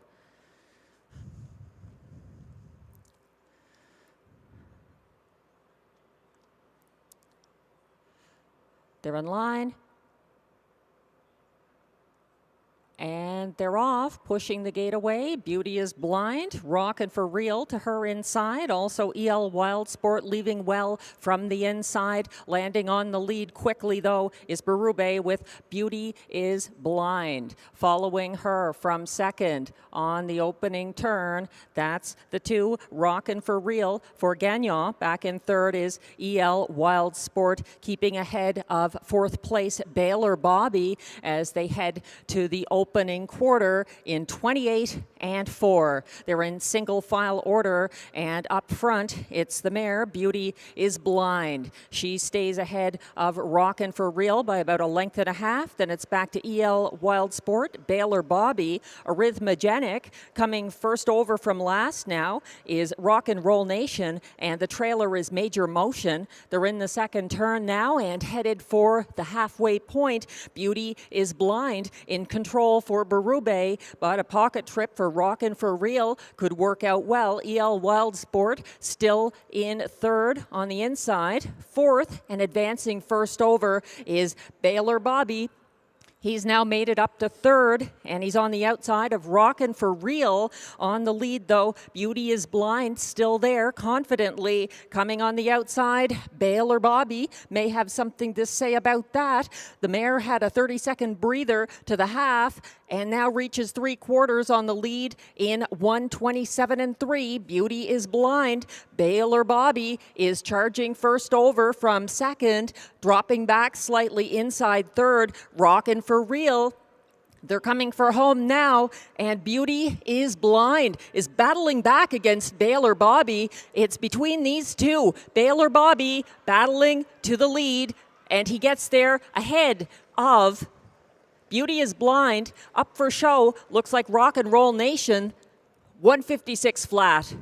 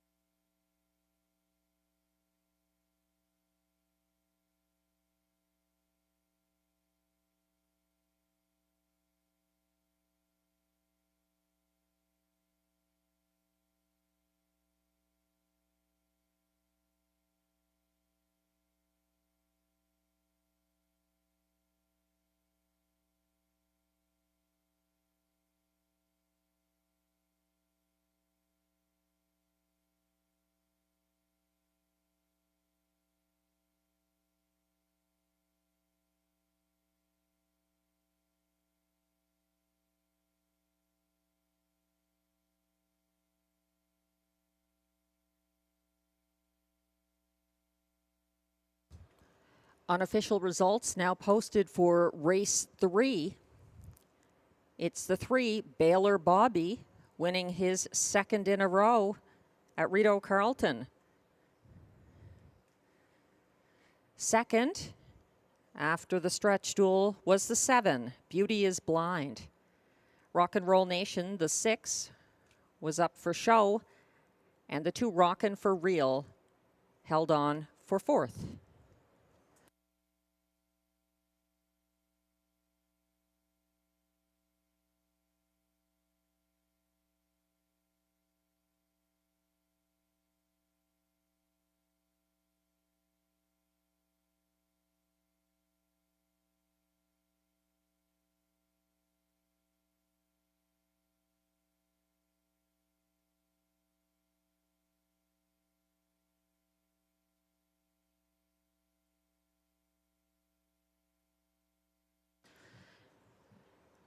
Now coming into the Rideau Carleton winner's circle for his second consecutive photo with track photographer Benton Nielsen is the 3, Baylor Bobby. He's a 4-year-old bay gelding by Armstrong Baylor out of Bubbles Promise, owned by Russell Ellis of Elmira, Ontario, bred by Daryl Mason and Sherry Mason of Killarney, Manitoba, trained by Vic Putty, driven to victory by Jimmy Gagnon. The 156 flat win is a new lifetime mark for Baylor Bobby. Congratulations to his connections.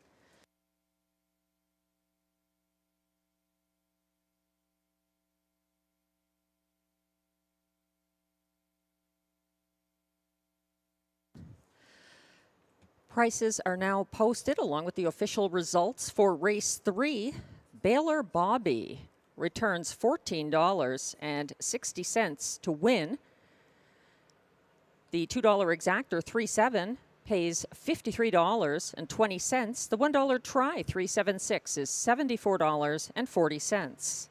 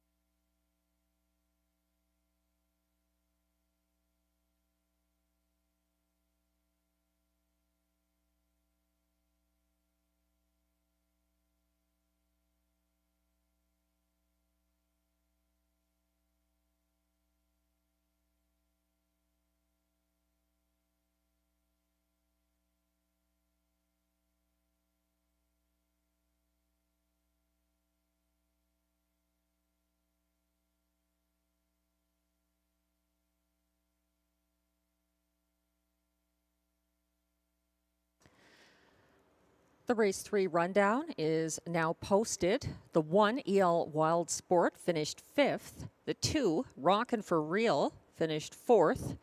The 1, the 3 that is, Baylor Bobby, finished number 1 in a new lifetime best. The 4, Major Motion, was 6th. The 5, Arrhythmogenic, was 7th. The 6, Rock and Roll Nation, was 3rd. And the 7, Beauty is Blind, finished 2nd. From the top down, your program should read 5, 4, 1, 6, 7, 3, 2. The fractions were 28 and 4, 58 and 4, 127 and 3, and 156 for the mile. Coming up in race 4, it's the start of the second pick 4 of the night. And take note, there are 3 changes in race 4. The 8, Irresistible, is scratched, a judge's scratch of the 8.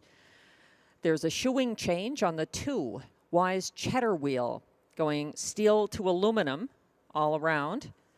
And the 7, DA Cinnamon Crunch, has a bridle change, blind to open bridle. Those are the changes for race 4. Also take note of another in the pick 4 sequence.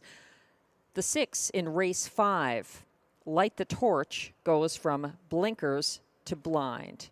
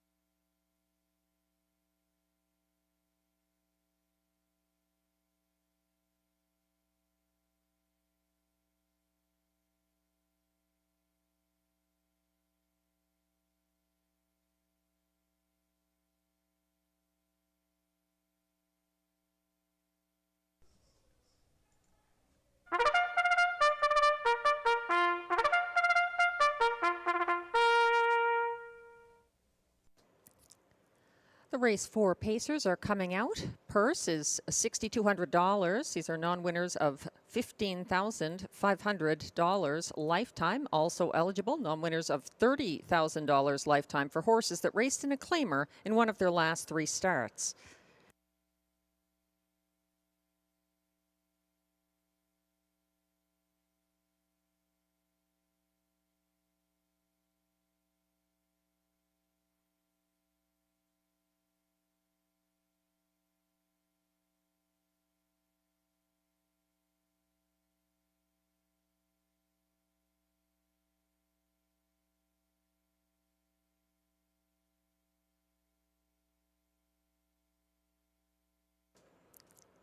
Leading the post parade, the 1, Lions Shining, and driver William Waugh.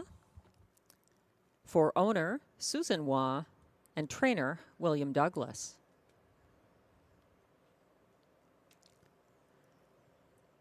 The 2 is Wise Cheddar Wheel, owned by trainer Marc-Andre Simoneau. Pascal Berube drives. Note steel to aluminum shoeing change all round on the 2. The 3 is Woodmere Macarena, owned by Anne Limerand, trained and driven by Mike Healy.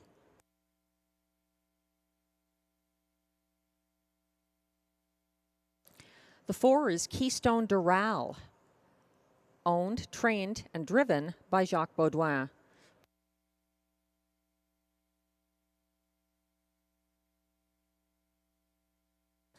The 5 is Conquest Sealster, owned by Kathleen Pelletier, trained and driven by Guy Gagnon.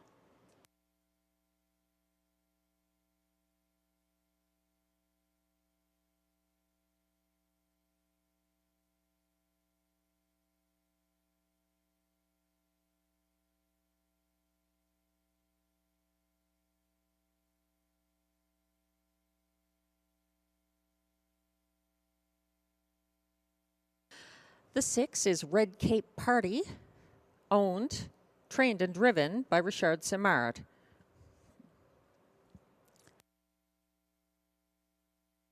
The 7 is DA Cinnamon Crunch, owned by Keith Castle, trained by Macy Castle Smythe, driven by Ryan Guy. And note the equipment change on the 7, blind to open bridle. On the 7, DA Cinnamon Crunch. The 8 is Scratched. The 9 is Midnight Maddie, owned by Jamie Johnson and Crystal Johnson, trained by Jamie Johnson, driven by Jimmy Gagnon. And that's your field of 8 for race 4, Exactor Triactor Superfecta, and the start of the second pick 4 of the card.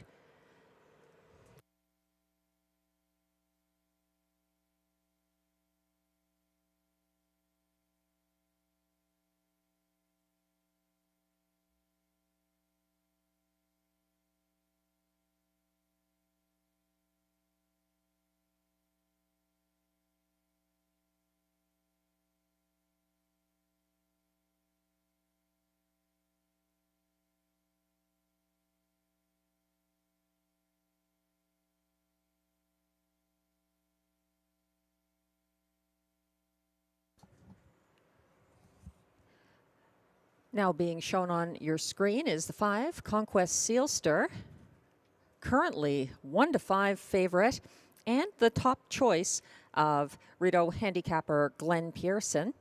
Conquest Sealster won his first start here on June 23rd, 2022 for Guy Gagnon as trainer and driver. And this horse had 3 going away wins last year, 2 of them at Hippodrome 3R. And they were on class drop from Ontario Sire Stakes Grassroots Company. Conquest Sealster had a multi-length win in the co-fastest of 7 March 27th qualifiers at this track. A popular favorite at 1-5.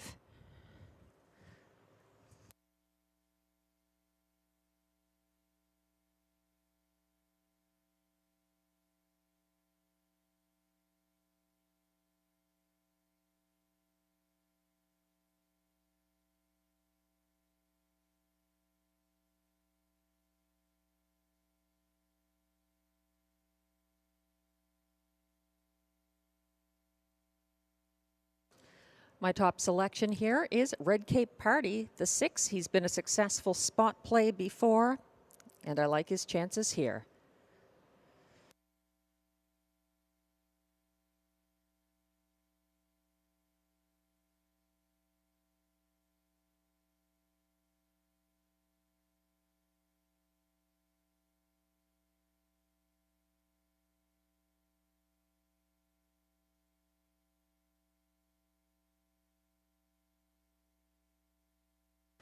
The starter has called the horses for race 4 from the inside out to the 1, Lions Shining, William Waugh. The 2, Wise Cheddar Wheel, Pascal Berube. The 3, Woodmere Macarena, Mike Healy. The 4, Keystone Doral, Jacques Baudouin. The 5, Conquest Sealster, Guy Gagnon. The 6, Red Cape Party, Richard Simard. The 7, DA Cinnamon Crunch for Ryan Guy. The 8 is Scratched. The 9, from the trailing post, is Midnight Maddie for Jimmy Gagnon.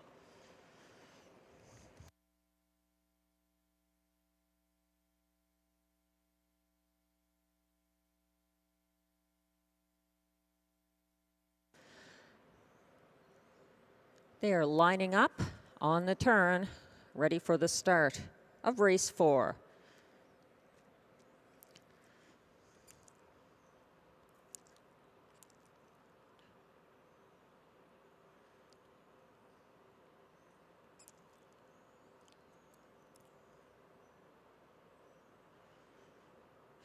They're off, and a big early move for Conquest Sealster on the outside. Red Cape Party leaving and getting up into second. Back in third is Keystone Doral on the inside, and he's followed by Lions Shining in the early going. Behind that one, DA Cinnamon Crunch. They're still sorting things out up front. Red Cape Party is on the lead. Conquest Sealster has something to say about that. They went by the opening quarter in the fastest of the night, and that was 27-4. Red Cape Party now circled by the favorite. That's Conquest Sealster making front. Back in third, Keystone Doral, followed by Lion Shining, who tips first over from fourth, and it's DA Cinnamon Crunch, Wise Cheddar Wheel, followed at the back by Midnight Maddie and Woodmere Macarena. Up front and in charge like a 1-9 shot should to the half. That's Conquest Sealster, 56-3 to the second, in the second quarter to the half. Dropping back slightly inside in the pocket second, Red Cape Party advancing from first over. That looks like DA Cinnamon Crunch out there and gaining. And they're just chasing Conquest Sealster, who's got that 3-length advantage right now over Red Cape Party, 124-2 to 3/4. They're still after that favorite, and Red Cape Party is positioned best to do it. He's taking his shot. DA Cinnamon Crunch is trying to get involved. They're still chasing Conquest Sealster, 124-2 to 3/4. Here comes Red Cape Party. Red Cape Party going past Conquest Sealster. Up the inside is Lions Shining. It's Red Cape Party over Lions Shining, third, Conquest Sealster. Then it looked like Wise Cheddar Wheel for fourth. 155-1.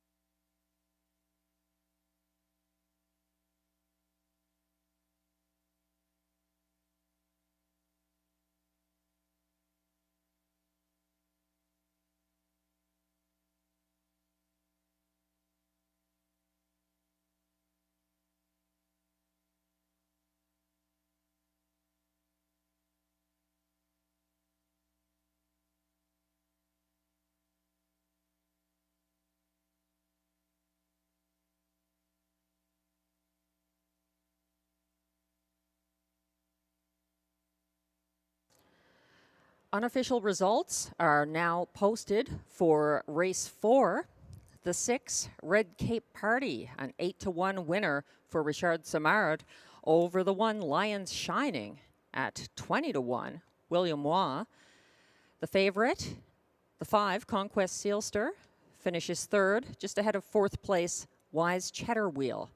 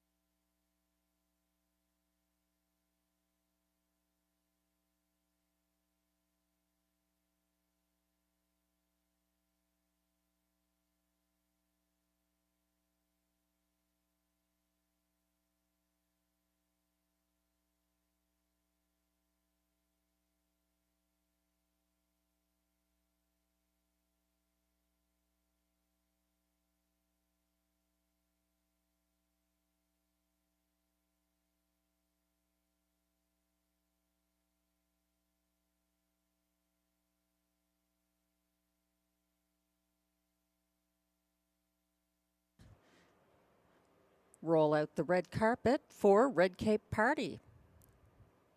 From post 6, a winner in 155 and 1, equaling his lifetime mark. He's a brown 5-year-old gelding by Up the Credit out of JJ May West, owned by Richard Simard of Les Cèdres, Quebec, bred by Guy Turbide, trained and driven to victory by Richard Simard. Congratulations.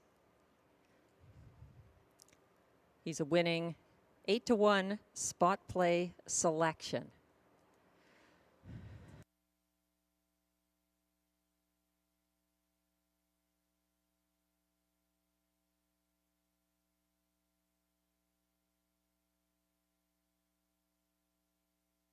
Race 4 results are now official.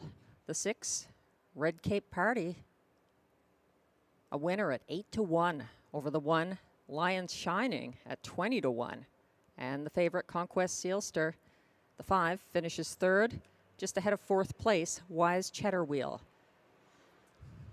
Prices are now posted. The 6, Red Cape Party, returns $19.20 to win. The $2 exactor 6-1 combination pays $308.40. The $1 triactor 615 pays $522.35.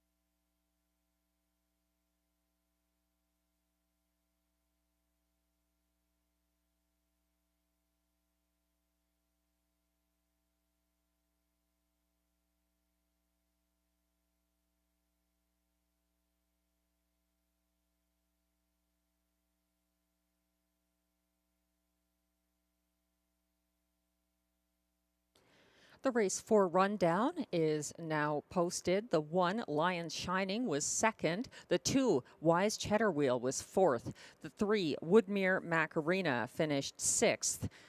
The 4, Keystone Doral, was 5th. The 5, Conquest Sealster, finished 3rd. The 6, Red Cape Party, your race winner. The 7, DA Cinnamon Crunch, was 8th. The 8 was a judge's scratch. And the 9, Midnight Maddie, finished 7th. From the top down, your program should read 2, 4, 6, 5, 3, 1, 8, scratch 7. The fractions were 27 and 4, 56 and 3, 124 and 2, and 155 and 1 for Red Cape Party. Race 5 is coming up. There is an equipment change on the 6, Light the Torch, going from blinkers to blind bridle.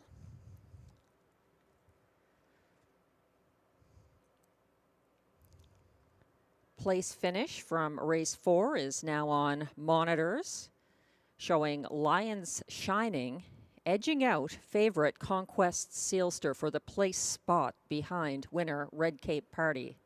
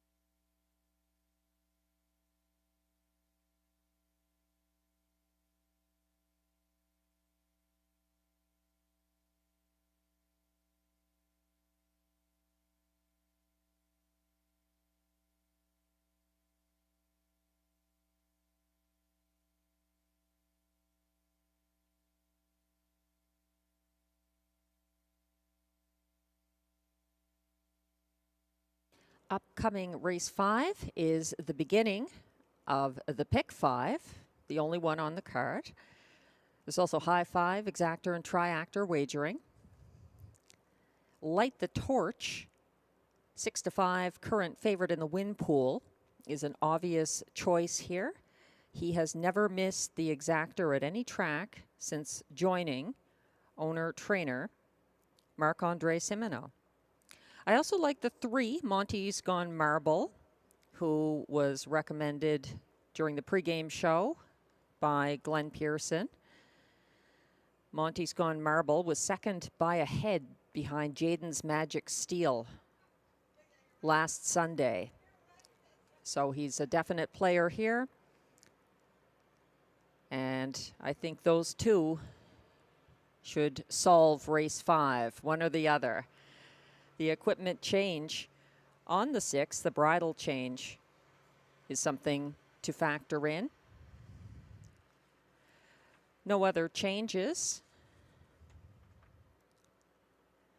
Post parade will be coming out shortly for race 5, the high 5, and start of the pick 5.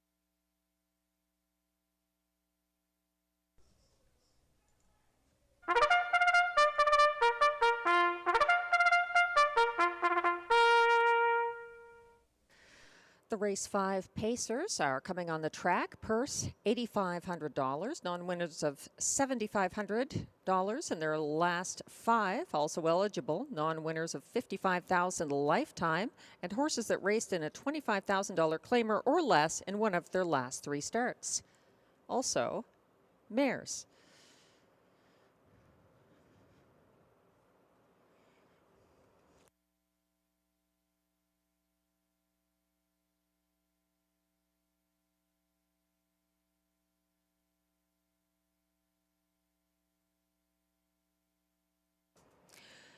The 1 is Stonebridger Mays. He's trained and driven by owner Jacques Baudouin.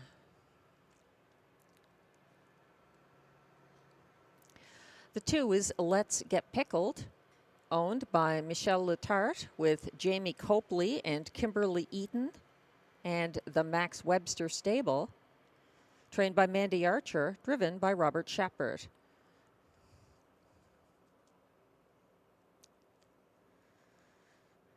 The 3 is Monty's Gone Marble, owned by Jeff and April Murphy, trained by John McMillan, driven by Stéphane Brosseau.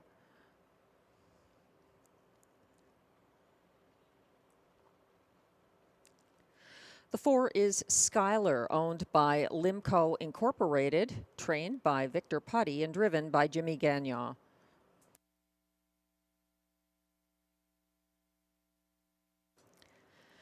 The 5 is Buck and Better, owned by Scott and Lisa Henry, trained by Scott Henry, driven by William Waugh.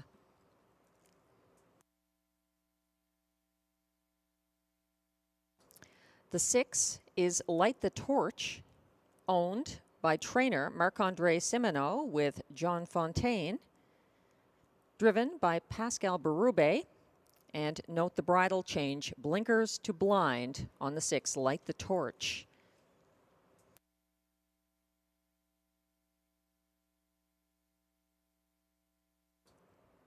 The 7 is Make It Come True, owned by Écurie Guy Gagnon with Stephanie Gagnon, trained and driven by Guy Gagnon.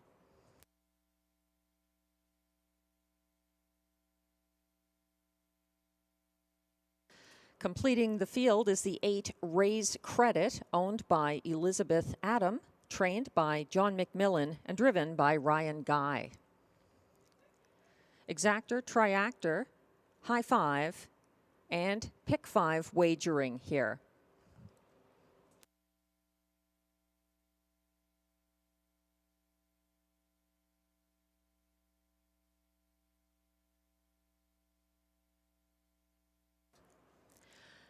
Light the Torch, the current 7-5 favorite in the win pool, is on your screens. He's nominated to this year's Prix d'Été at Hippodrome 3R, so he could have a big year ahead. And as I mentioned previously, he hasn't missed the exactor at any track since joining forces with his trainer Marc-André Simoneau, who co-owns. He also looks like Pascal Berube's choice over Skylar this race. And he does have that equipment change, which sometimes plays a role. Not that he needs any extra help here, but blinkers to blind bridle on the 6, Light the Torch.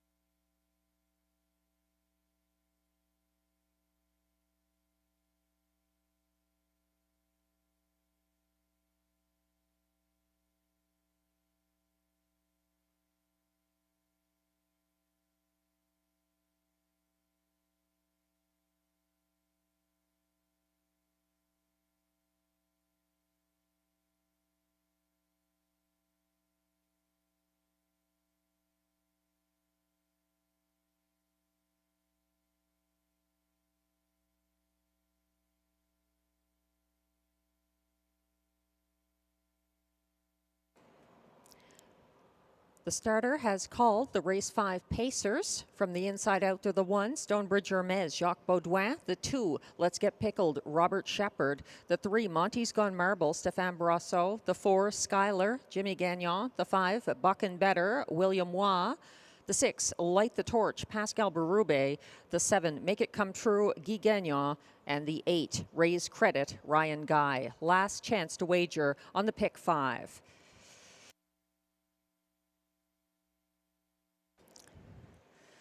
Light the Torch already has his nose on the gate. He's followed by Skylar and Buck and Better as the field assembles on the turn for the start of race 5.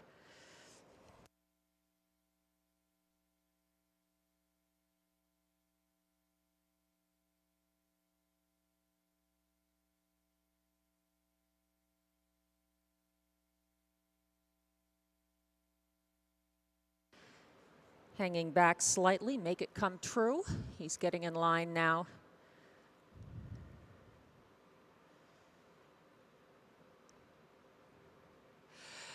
And they're off, leaving well from the inside. That's Stonebridge Hermes, taking back to last and second last, Make It Come True and Raise Credit.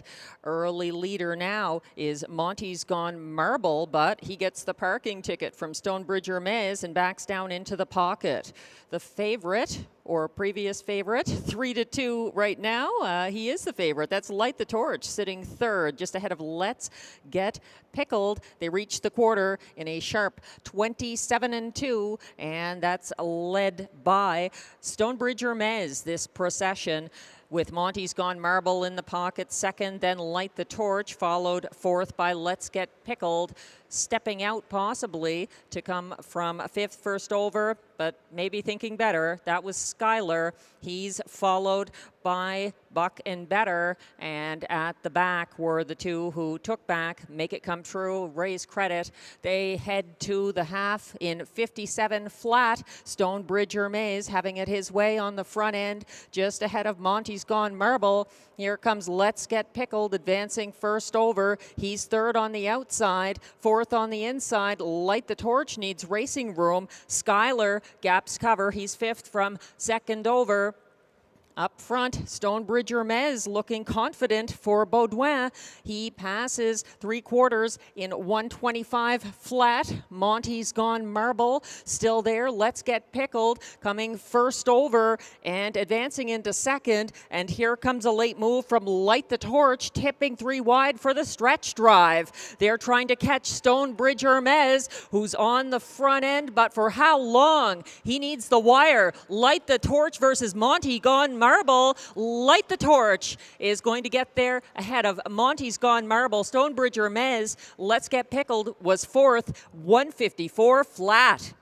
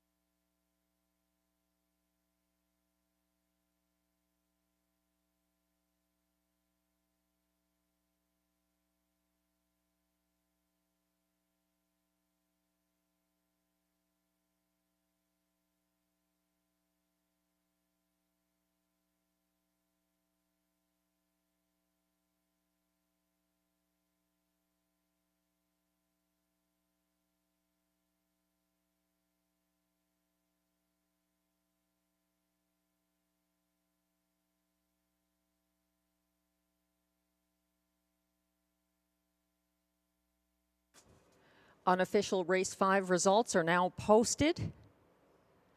3-2, a generous price on the 6, Light the Torch, winning for Pascal Berube. Edging out the 3, Monty's Gone Marble, second. The 1, Stonebridge Hermes, third. Ahead of Let's Get Pickled, the 2, and the 8, Raise Credit, rounds out the high 5.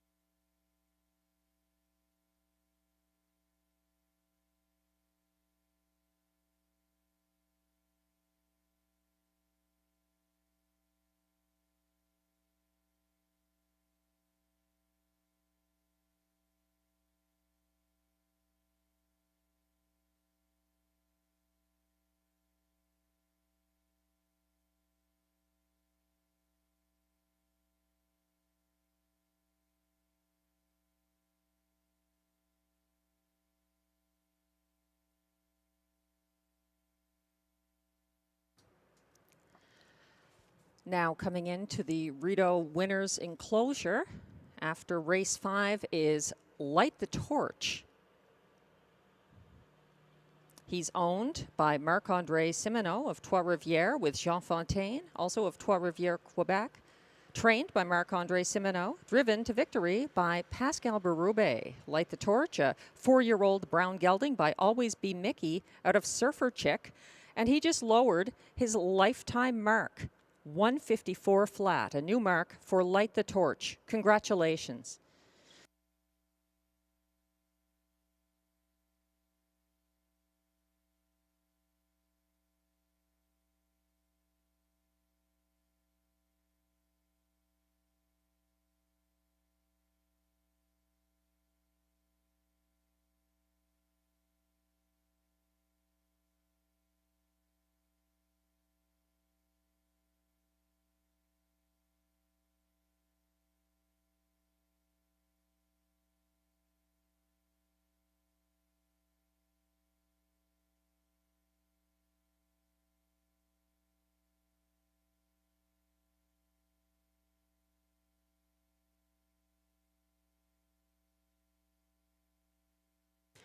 Results are official and prices are now posted for race 5. Light the Torch returns $5 to win. The 20-cent pick 4 pays on 4 of 4. And we have a 20-cent super high 5 here, $204.67 for the 63128 combination. Raise credit, adding some value. The 6-3 exactor, $27.30 for the $2 6-3 combination. And there we go with our 20-cent pick 4, 1366, returns $97.76.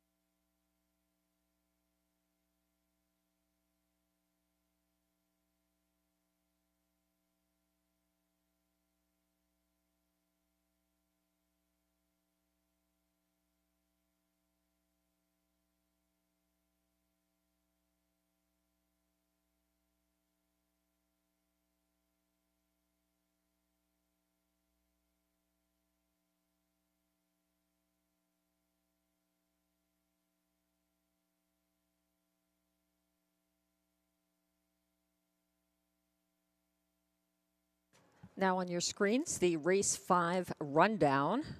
The 1, Stonebridge Hermes, finished 3rd. The 2, Let's Get Pickled, was 4th.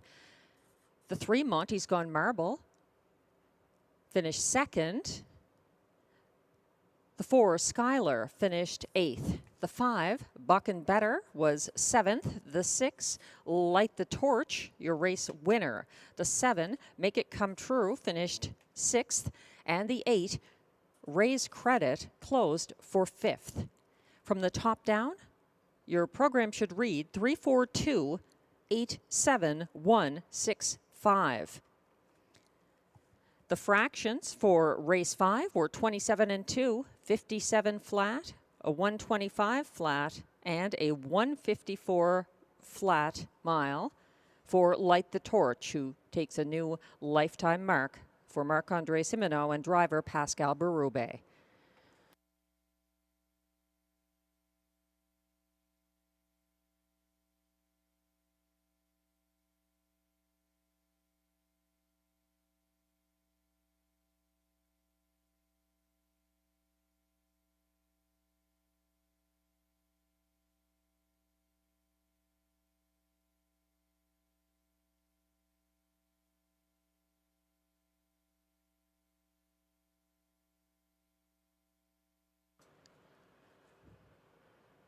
Race 6 is coming up next with Exactor Triactor, Superfecta, and the start of the next pick 4 sequence. No changes in this field of 9.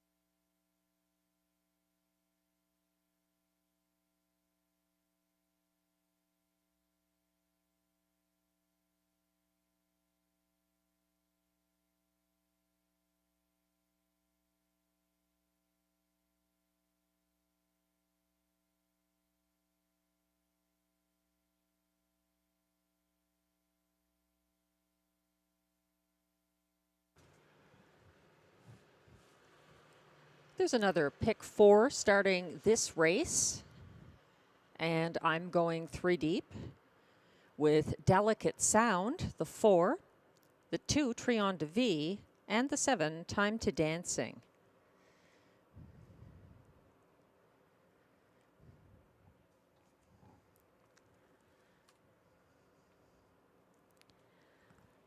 With full fields and lots of close rivalries developing early season.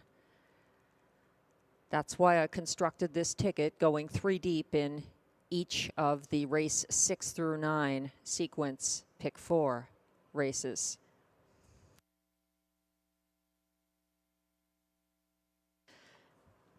If you played along with the early pick 4, for a $14.40 investment, the 20-cent ticket returned $97 and change. Good luck in your wagers. We're waiting on the post parade for race 6.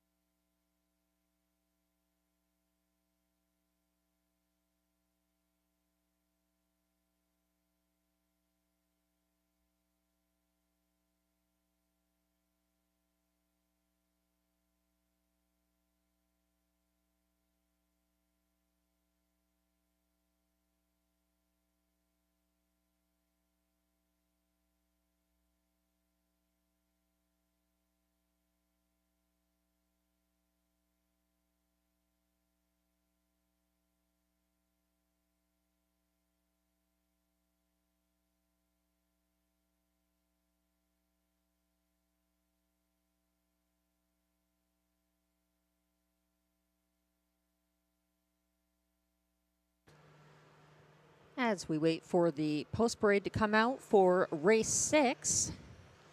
Note this is the start of a pick 4. Current favorite is the 1, 6-5 odds on Hurricane Cheyenne on the class drop. Here come the horses for race 6.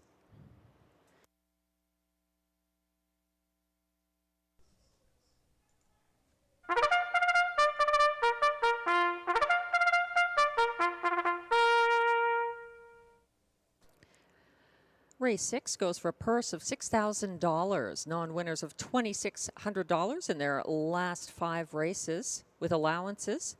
Also eligible, horses that raced in a $9,500 claimer in one of their last 3 starts.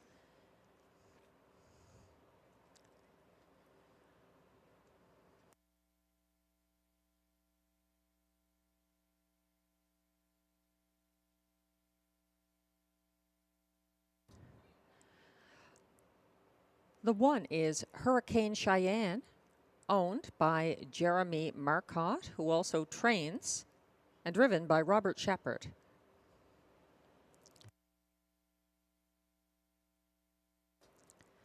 The 2 is Trion de Vie, owned by trainer Eric Lafleur, driven by Stéphane Brosseau.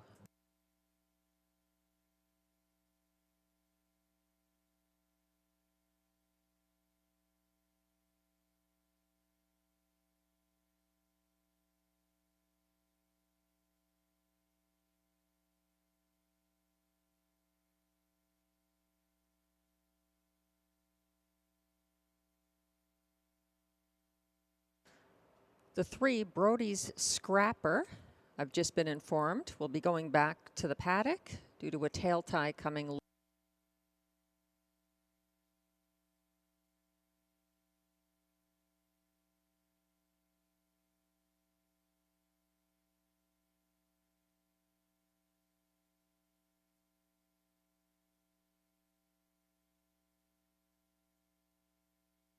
That's the 4, Delicate Sound, owned by Auriel Harvey et Fils, trained by Marc-André Simoneau, driven by Marie-Claude Auger.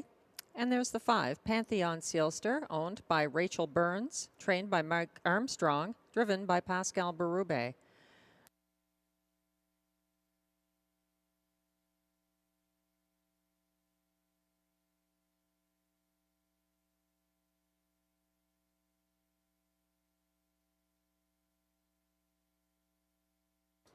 The 6 is I'm a Dude, owned by a numbered Quebec corporation, trained and driven by Stéphane Pouliot.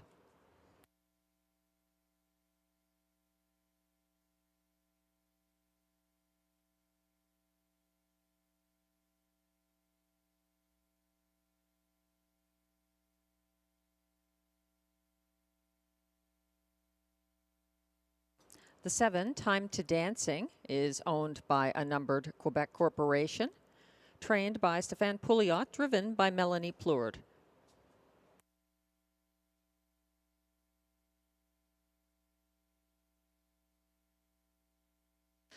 Now on your screen, after the equipment repair, is the 3, Brody's Scrapper, owned by Anne Lemerand, trained and driven by Mike Healy.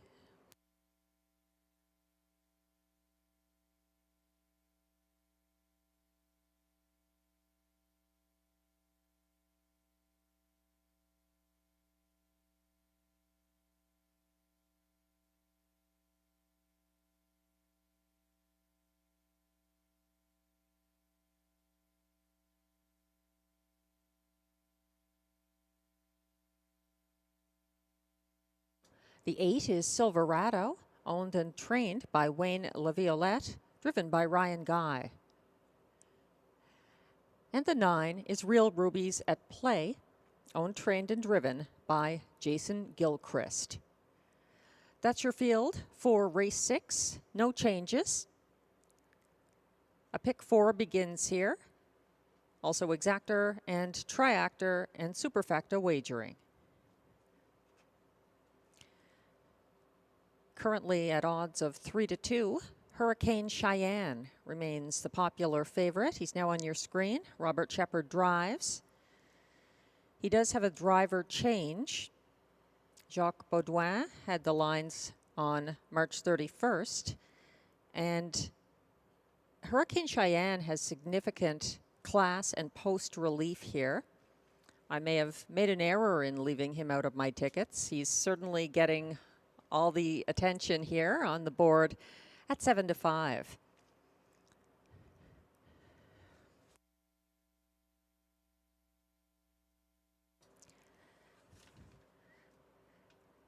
My top choice is the 4 Delicate Sound, who followed Monty's Gone Marble and Jaden's Magic Steel for a strong show finish here last Sunday, and was coming on late. Delicate Sound has actually never missed the board with Marie-Claude Auger driving, and he also has some class relief here. Glenn Pearson agrees and puts Delicate Sound on top. He likes Hurricane Cheyenne for second. Real Ruby's at play to show. And I'm going with Delicate Sound over Trion de Vie, Time to Dancing, and then Pantheon Sealster for the Superfecta.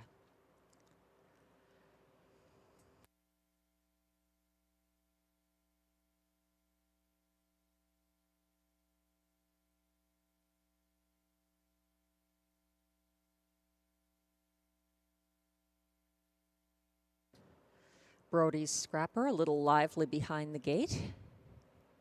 He's first to get there as the starter has called the horses for race 6. They're the 1, Hurricane Cheyenne, Rob Shepard. The 2, Trion de Vie, Stéphane Brosseau. The 3, Brody's Scrapper, Mike Healy. The 4, Delicate Sound, Marie-Claude Auger. The 5, Pantheon Sealster, Pascal Berube. The 6, I'm a Dude, Stéphane Pouliot. The 7, Time to Dancing, Melanie Plourde. The 8, Silverado, Ryan Guy. And the trailer is the 9, Real Ruby's at Play with Jason Gilchrist. They are in the turn and headed for the start.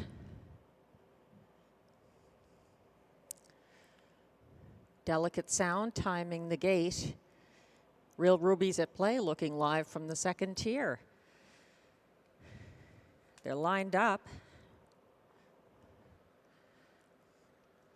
And there they go. That's Trion de Vie out first to the lead. On his outside, Delicate Sound coming on. Caught wide early. Silverado is third. Following him fourth is the favorite, Hurricane Cheyenne. Delicate Sound has taken late money and lands on the lead at 6-5 for Auger. Then it's Trion de Vie back in second by about a length and a half. He's ahead of Silverado and Hurricane Cheyenne. They reached the opening quarter in 27-4. Delicate Sound confident on the lead thus far, and following him from the pocket, Trion de Vie. Then it's back to Silverado, Hurricane Cheyenne, followed by Brody's Scrapper. I'm a Dude stepping out from the back of the field. Real Ruby's at Play looks to get involved. Trailing the field, that's Pascal Berube's horse here, and that is how it stands so far to the half, with Delicate Sound in charge. 57-3, that's the halfway clocking for the leader. Up and challenging. Silverado is on the outside and dueling from second. Oh, on a break and dropping back now. That appears to be Time to Dancing. Third on the inside, Trion de Vie. Coming on now, fourth from second over is I'm a Dude. Advancing up the cones, Pantheon Sealster. A move from the back for Brody's Scrapper. They're all chasing Delicate Sound to 3/4, and now the stretch is coming up. They passed 3/4 in 1:26-1, and that's Delicate Sound getting reminders. Delicate Sound getting picked off by Trion de Vie. Trion de Vie opening up, wins by about 3 over. Delicate Sound, Time to Dancing up for show. 155-3.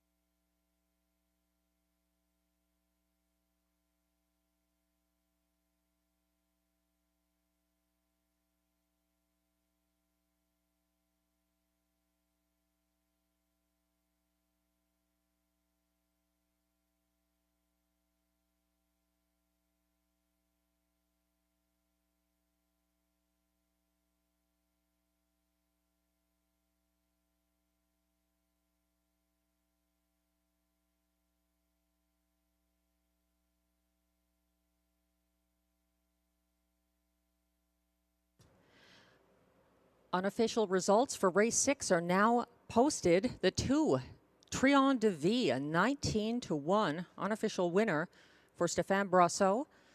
Over 4, Delicate Sound, second. 7, Time to Dancing, third. And the 6, I'm a Dude, fourth.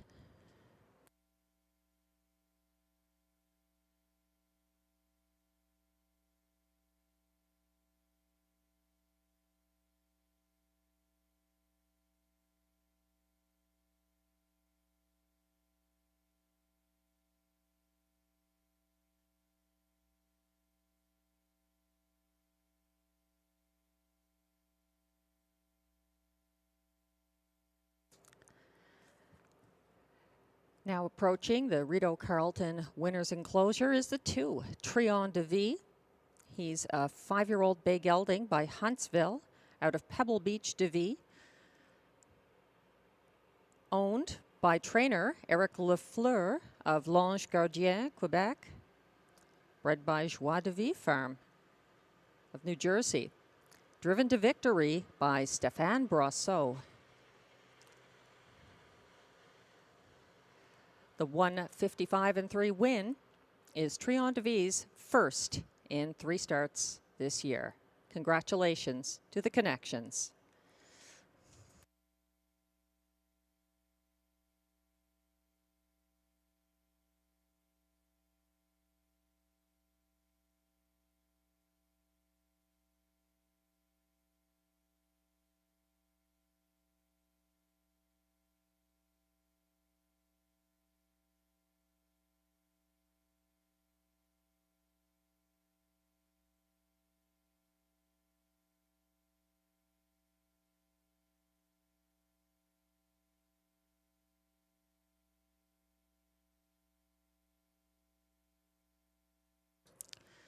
Race 6 is now official.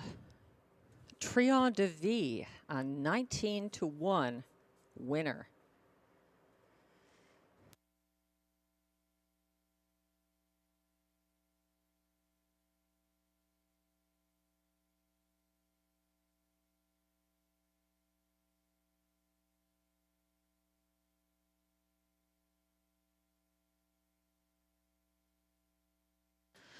Prices are now posted for race 6. The 2, Trion de Vie, returns $40.30 to win. The $2 exactor, 2-4, pays $116.80. The $1 triactor, 247, returns $518.90.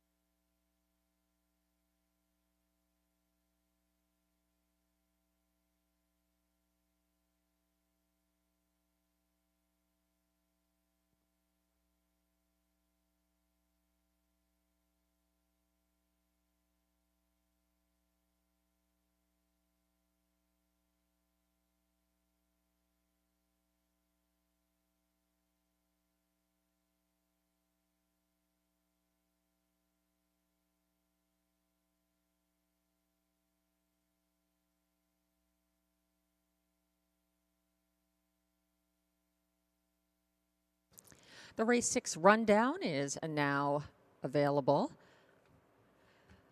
The 1, Hurricane Cheyenne, finished 9th. The 2, Trion de Vie, your race winner. The 3, Brody's Scrapper, finished 5th. The 4, Delicate Sound, was 2nd. The 5, Pantheon Sealster, was 6th.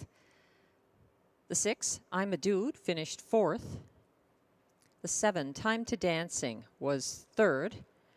The 8, Silverado, finished 7th. And the 9, Real Rubies at Play, finished 8th. From the top down, your program should read 9-1-5-2-6-4-3-7-8. The fractions were 27-4, 57-3, 126-1, and a winning time of 1:55.3 for the 2, Trion de Vie. Race 7 is the preferred handicap pace. No changes.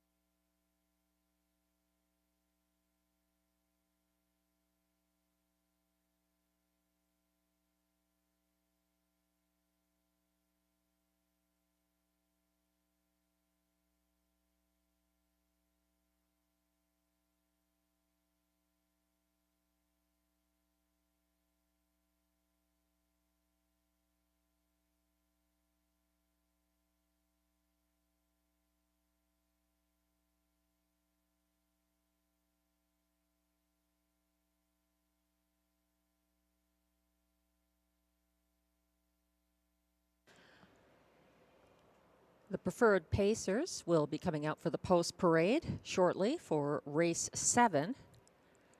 It's an interesting matchup here. The 1, Le Massif, is Canada's fastest stallion on a half-mile track this year so far, after his 1:55 win at Flamborough, March 28th.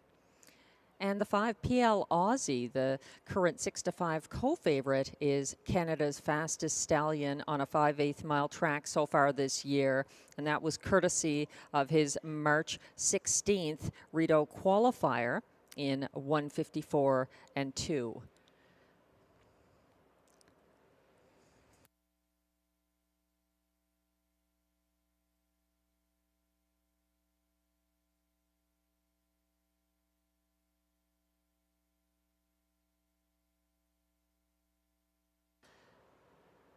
Thanks to everyone playing along this evening. Our friends in California joining us for part of the card, perhaps all in some cases. We appreciate the support. And from horse players across North America, including Eric in Florida.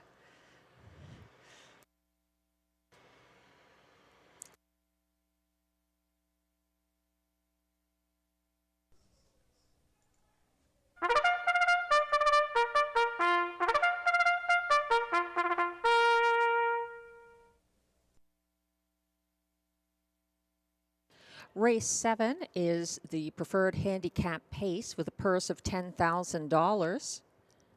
No changes.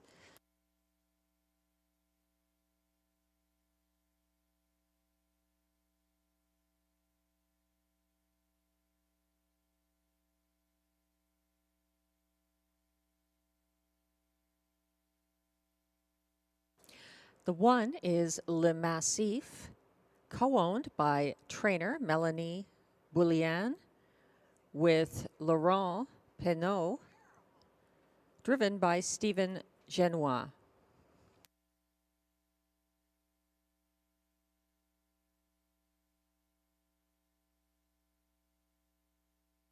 The 2 is Love My Rockin' Bird, owned by Limco Incorporated, trained by Victor Putty, driven by Pascal Berube.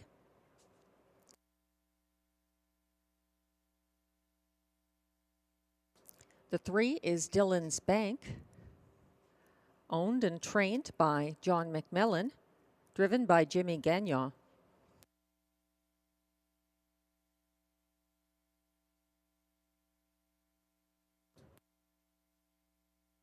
The 4 is Shotgun Jerry, owned by a numbered Quebec corporation, trained and driven by Stéphane Pouliot.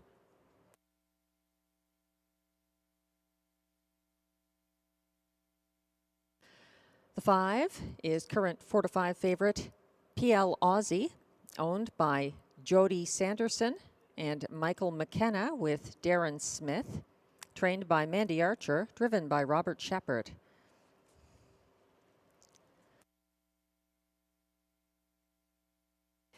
And the 6 is the Light Speed, owned by Michel Nollet, trained and driven by Guy Gagnon. That's your field for the preferred pace. There's exactor, triactor, superfecta, and pick 3 wagering here.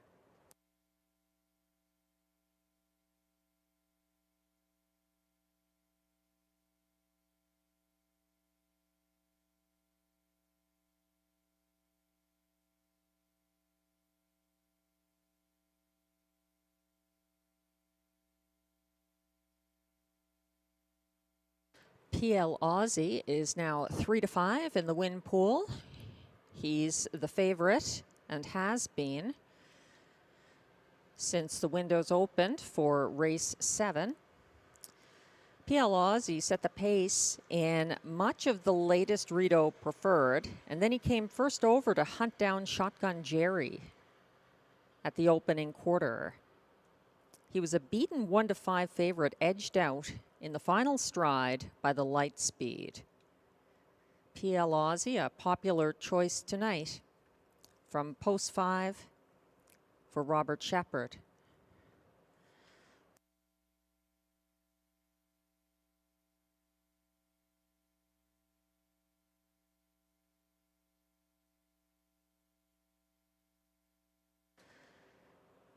For myself, looking for a price, but also a horse that makes sense, I like the 3 Dylan's Bank, a winner of 2 Rideau Preferred handicaps from this post position last year for the Connections, John McMillan and Jimmy Gagnon. And he had a spectacular seasonal debut here on March 24th. He won on the front end from the same post by multiple lengths. This is his second start Lasix. He is up in class. For that reason, Glenn Pearson supports PL Aussie on top. We both like the Light Speed in the place spot here.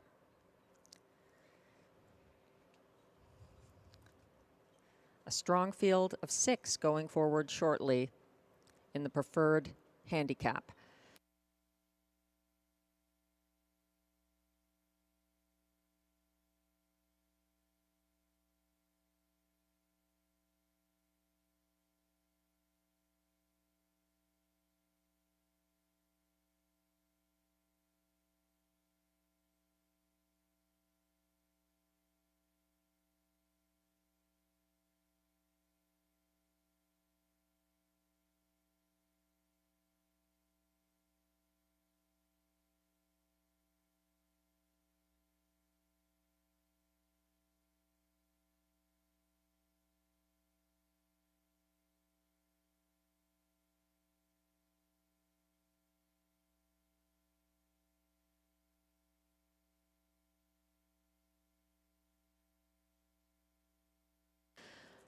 The starter has called the preferred pacers.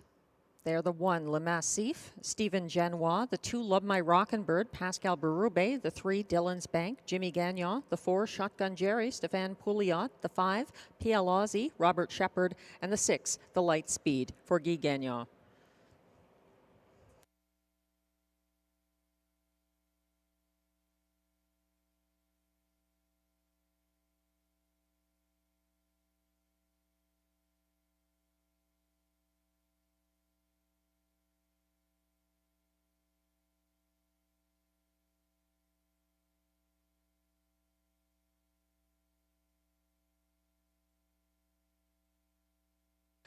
The preferred pacers are on the turn.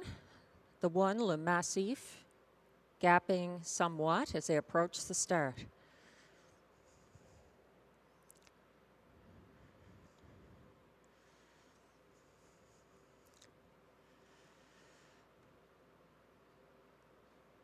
They're in line. And they're off.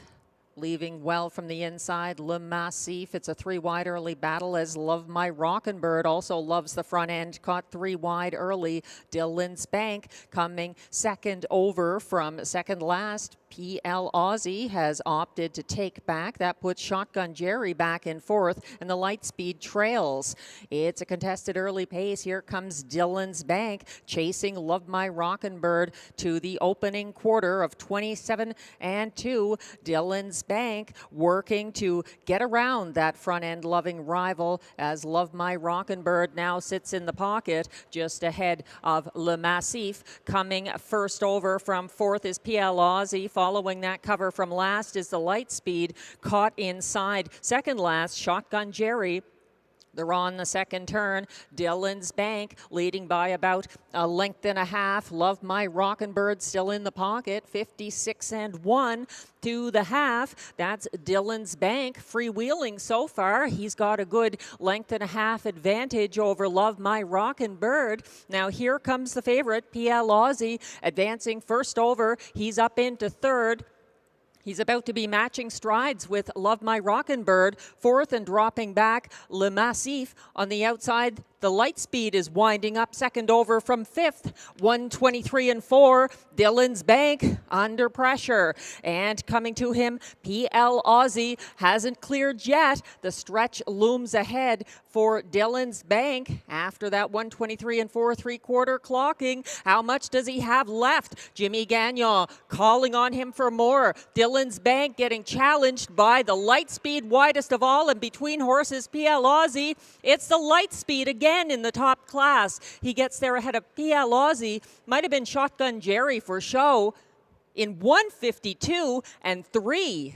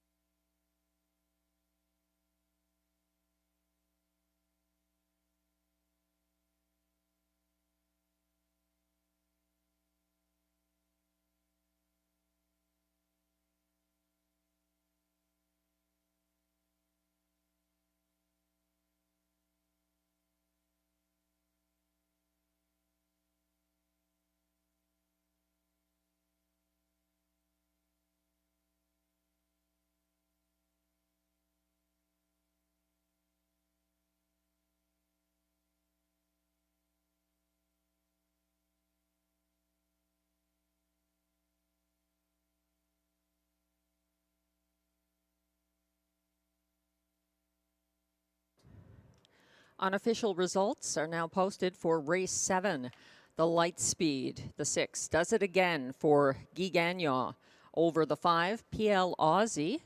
Second. Third was the 4, Shotgun Jerry. Fourth was the 3, Dylan's Bank.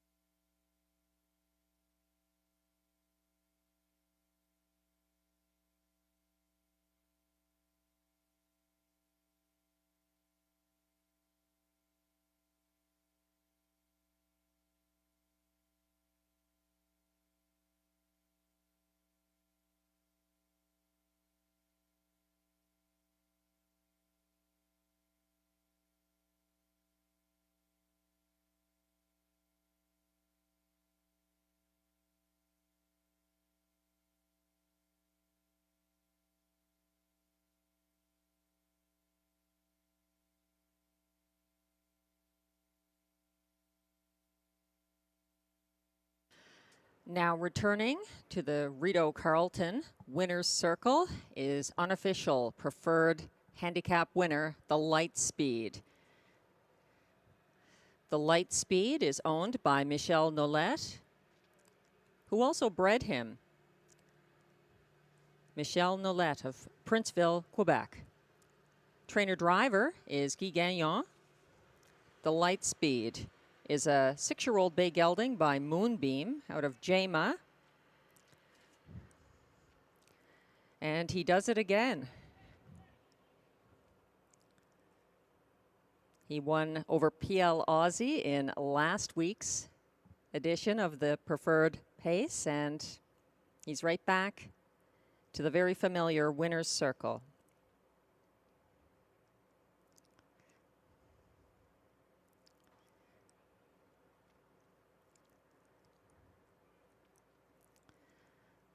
Congratulations to the Light Speed and all his connections on a sensational 152-3 victory. That's faster than the Light Speed's win at Woodbine Mohawk Park earlier this year.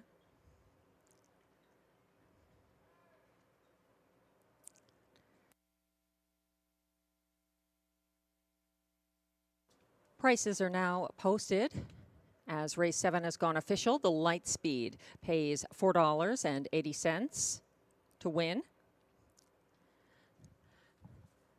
PL Aussie finishes second, just ahead of Shotgun Jerry. That 6'5" exactor pays $6.80.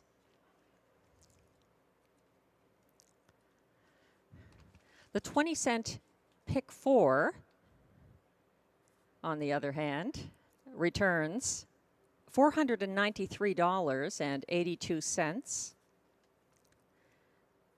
That was the middle pick 4 combination given out in your on-track tip sheet. The 20-cent pick 4 6-6-2-6 combination, 4 of 4, $493.82.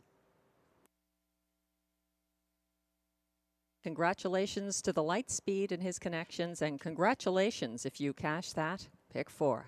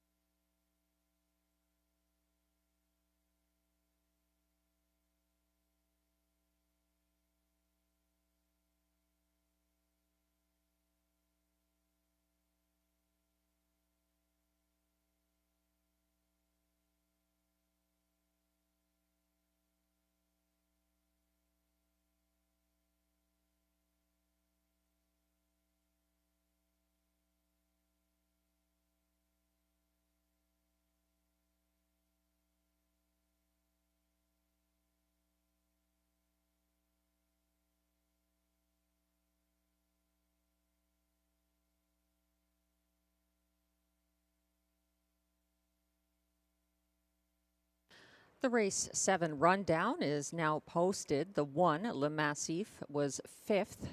The 2, Love My Rockin' Bird, was 6th. The 3, Dylan's Bank, finished 4th. The 4, Shotgun Jerry, finished 3rd. The 5, PL Aussie, was 2nd. And the 6, The Light Speed, was the winner. From the top down, your program should read 5, 6, 4, 3, 2, 1. The fractions were 27 and 2, 56 and 1, 123 and 4, and 152 and 3, the winning time for the Light Speed.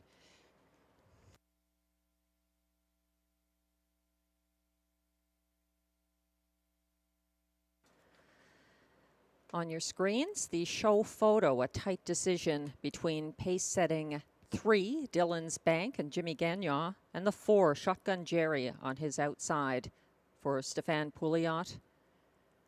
Shotgun Jerry finished 3rd. Race 8 is coming up next. That's the start of the final pick 4. There's also exactor, triactor, and superfecta wagering. No changes.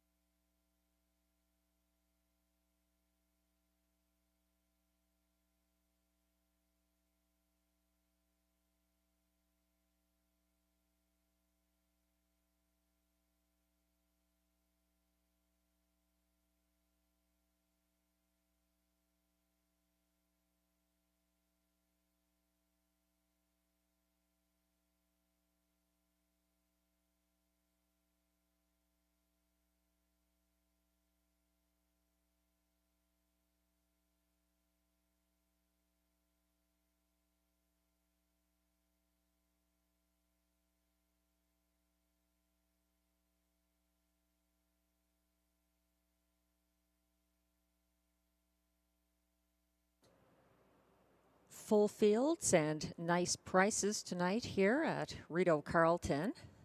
We appreciate the horse players online and on track. It's good to see people watching from trackside tonight. Here come the horses for the Race 8 Post Parade.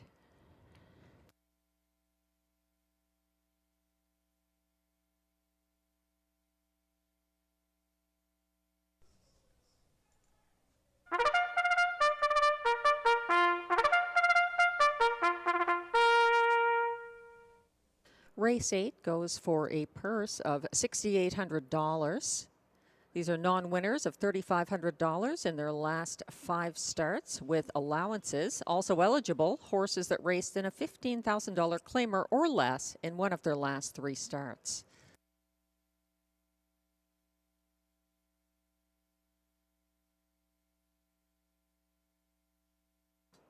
The 1 is Thrilling Times, owned by Gilles Plourde with Karen Kroger. Trainer is Karen Kroger. Jason Gilchrist drives.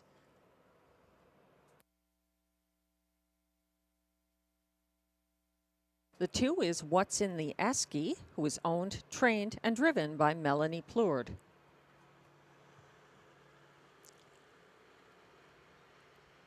3 is Smiling Billy the Kid, owned by Jean Allaire with Gina Bragagnolo and Yves Tessier. Yves Tessier is the trainer. Pascal Berube is in the sulky.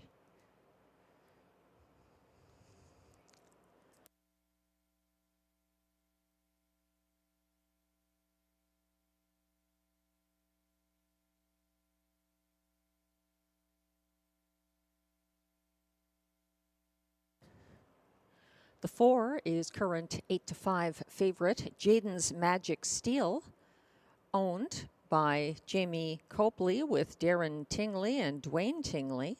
Mandy Archer trains, Guy Gagnon drives.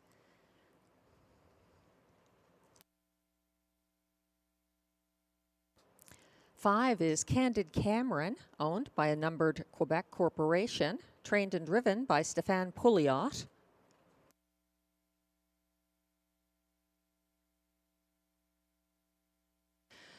6 is How Mac Victor, owned by Limco Incorporated, trained by Vic Putty. Ryan Guy drives.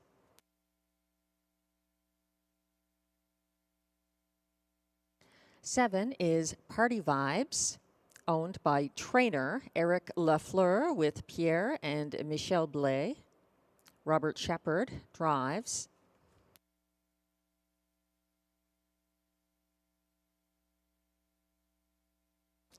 The 8 is Get Your License Liam, owned by Limco Incorporated, trained by Vic Putty, driven by Jimmy Gagnon.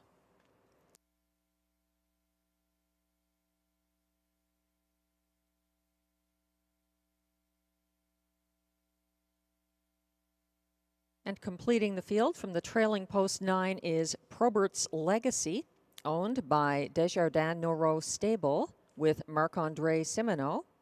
Marc-André Simoneau is also the trainer, and Marie-Claude Auger drives. That's the field for race 8. There's exactor, triactor, superfecta wagering, and the start of the final pick 4.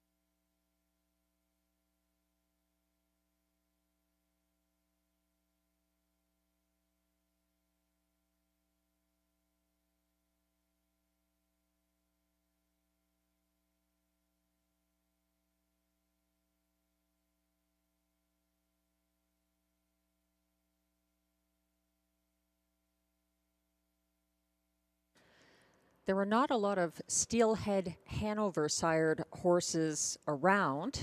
He left us too soon. But the 4, Jaden's Magic Steel, current 8-5 favorite, is one of his limited offspring. He was a winner by a head over Monty's Gone Marble last Sunday at this track. Guy Gagnon stays with that winning favorite. Jaden's Magic Steel.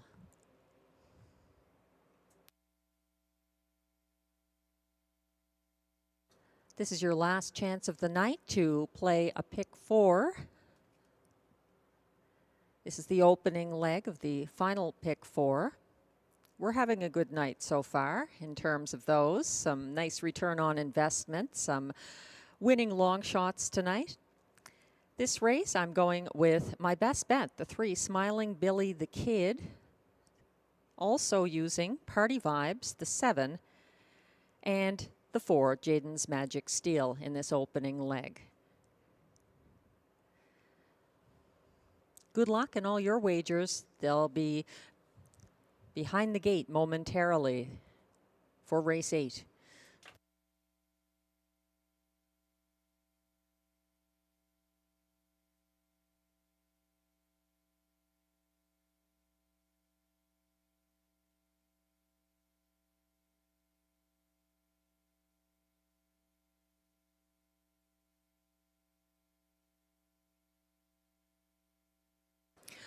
The starter has called the race 8 field.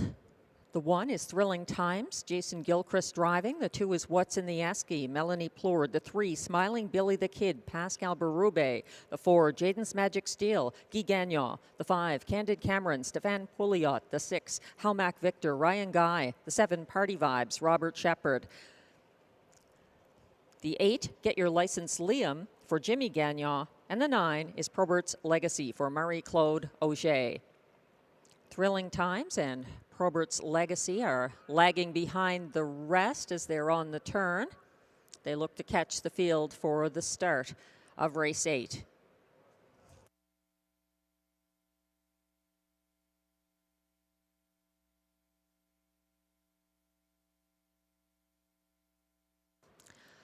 They're lined up.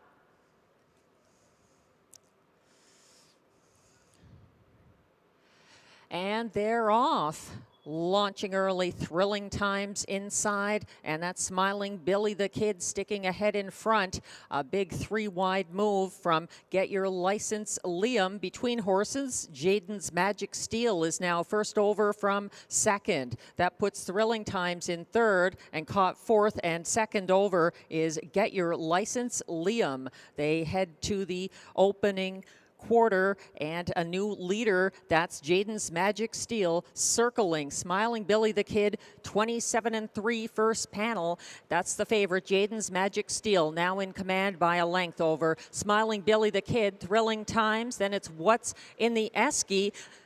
Get Your License Liam follows. Then it's Probert's Legacy, and behind him Candid Cameron.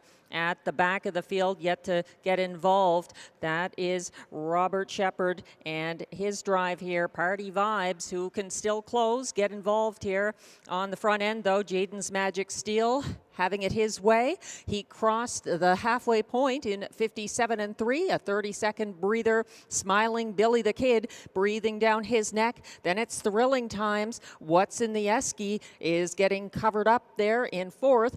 As they head to 3/4, Jaden's Magic Steel finding more. Smiling Billy the Kid not going away, and neither is Thrilling Times, who looks to launch a first over bid out of third. And coming on his outside, there is company. A lot of it coming from the back of the field. Haumac Victor looking to swing from last. They're chasing Jaden's Magic Steel. Smiling Billy the Kid has him in his sights. It's between these two. Smiling Billy the Kid puts away Jaden's Magic Steel, and Haumac Victor is up for show. Fourth looked like Thrilling Times, 154-4.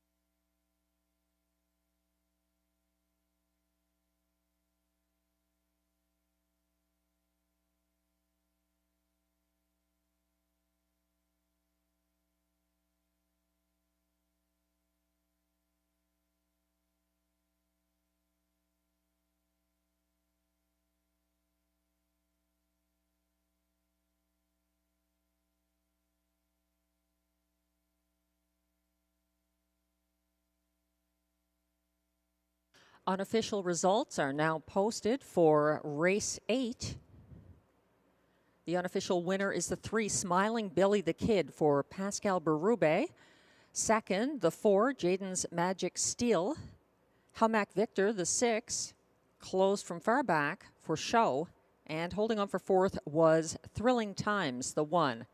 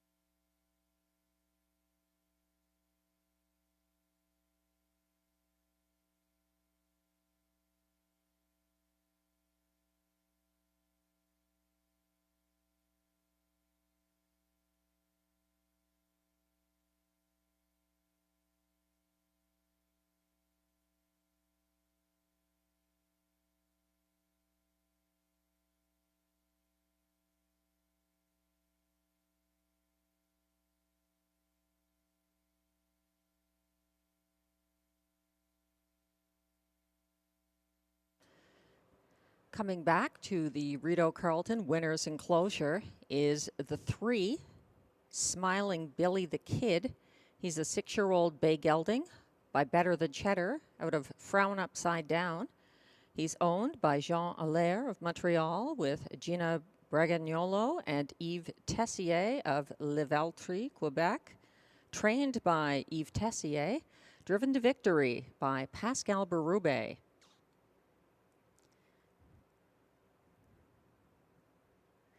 That's Smiling Billy the Kid's second start and first win of the year. Congratulations to his connections.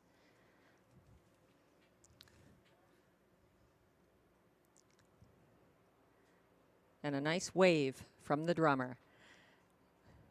Smiling Billy the Kid, something to smile about. A 2-to-1 best bet selection here at Rideau Carleton.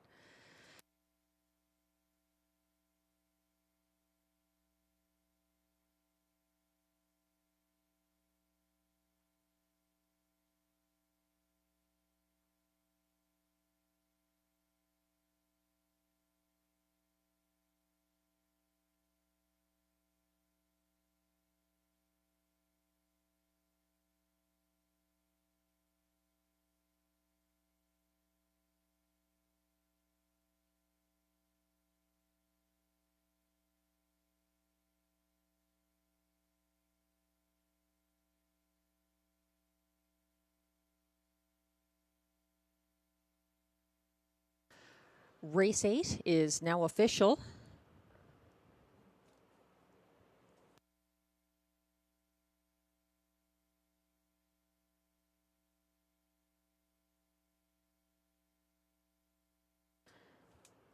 The 3, Smiling Billy the Kid, returns $6.80 to win. The 3-4 Exactor pays $19.40, the $2 ticket. And the $1 try 346 returns $83.90.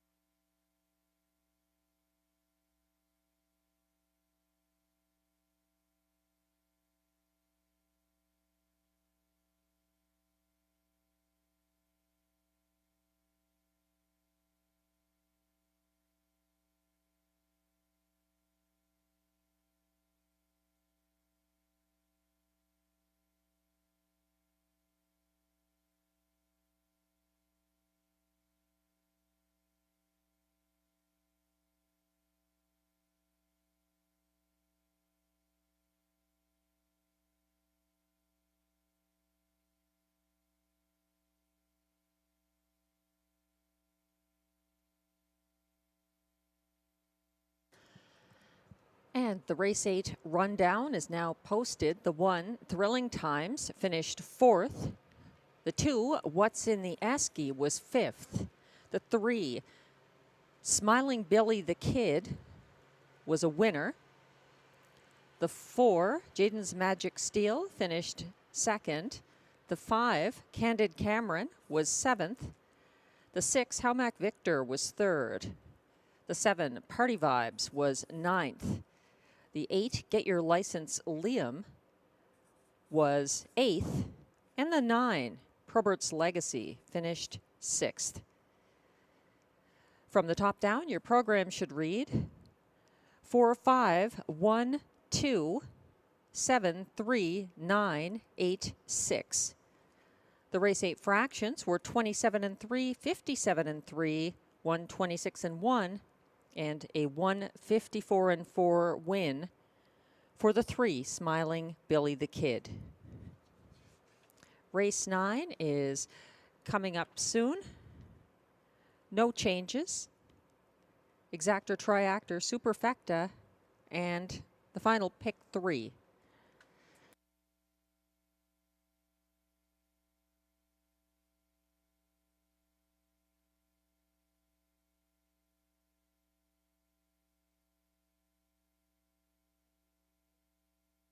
As we await the post parade for race 9, the selections of myself and Glenn Pearson are now posted.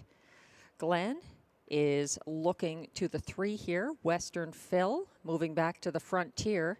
He lacked racing room most of his most recent start and got caught behind retreating cover on the final turn. He wasn't far off the winner in a furious finish, so Western Phil looks worth playing back. I have him for second. I'm going with Beyond the Moon. Pascal Berube picks up the catch drive.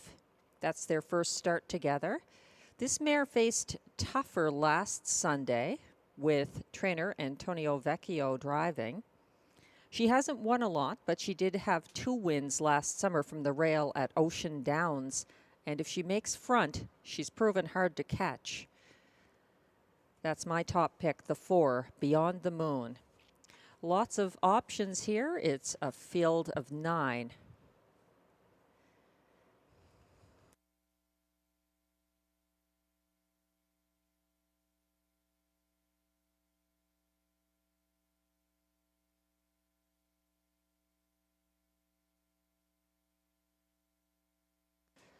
If you like a horse with back class, the 9, Big Pete Style, was the winningest horse in North America back in 2020. He had 18 wins from 36 starts that year and hit the board in 31. He's got the trailing post tonight for Ryan Guy and Mike Armstrong. Big Pete Style.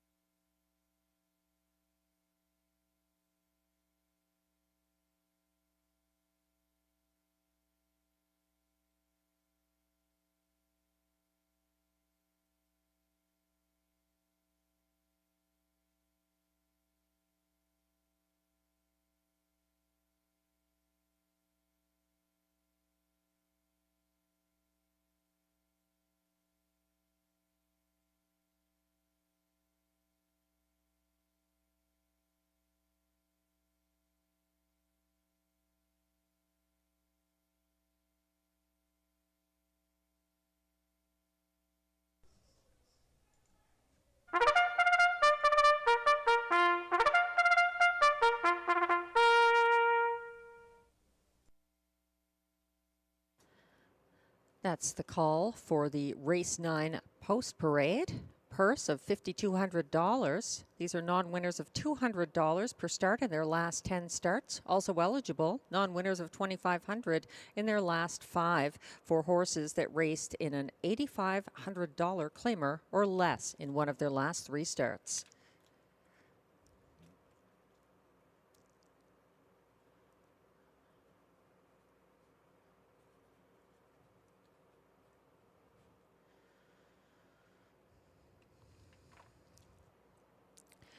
The one is State News, owned by Robin Lawler, trained by Raymond Crick, and driven by Darcy Clancy.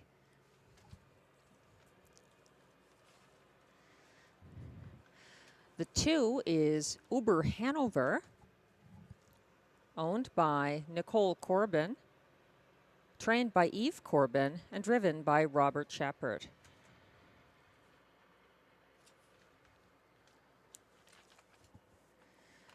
The 3 is Western Phil, owned by Pascal Fleury, trained and driven by Guy Gagnon.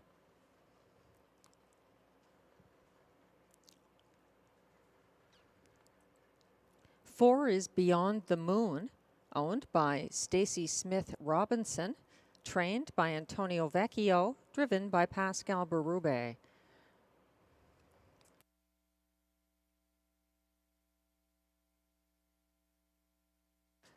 The 5 is Giddy Up Max, owned by David Shea, trained by Vic Putty, driven by Jimmy Gagnon.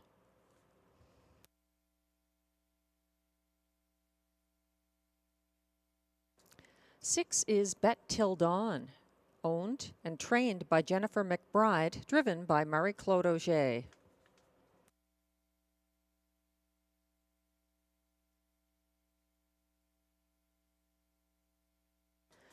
Seven is Ice Needs Whiskey, owned by Jean-Francois Maguire, trained and driven by Claude Beausoleil.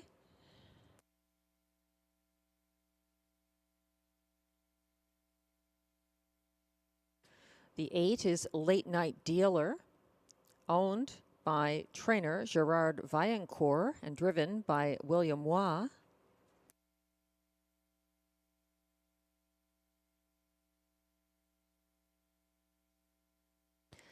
And the 9 from the trailing post is Big Pete's Style, owned by Rachel Burns, trained by Mike Armstrong, driven by Ryan Guy. That's your field for race 9. No changes. Exactor, Triactor, Superfecta, and Pick 3 wagering.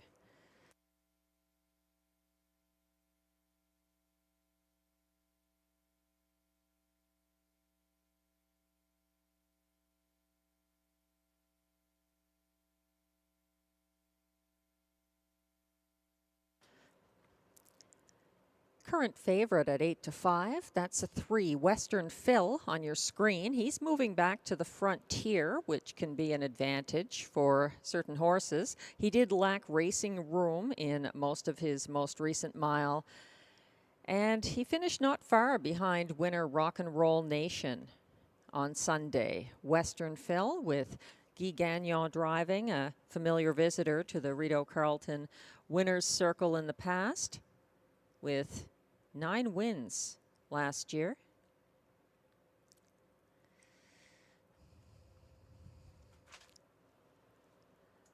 He's the current 8-5 favorite, holding steady.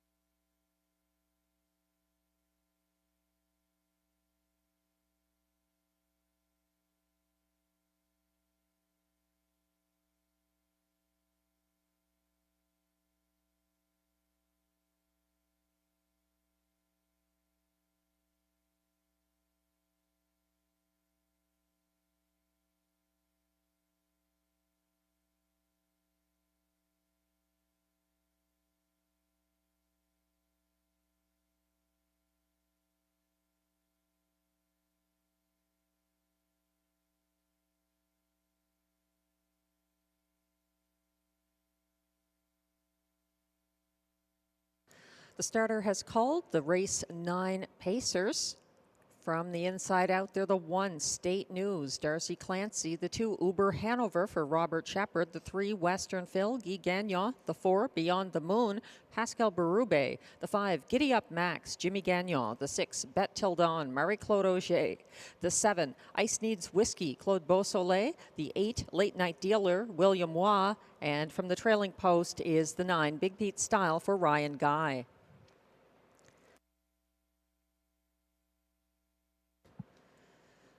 They're all lined up on the turn except the trailer. Big Pete Style following the rest of the field as they approach the start of race 9.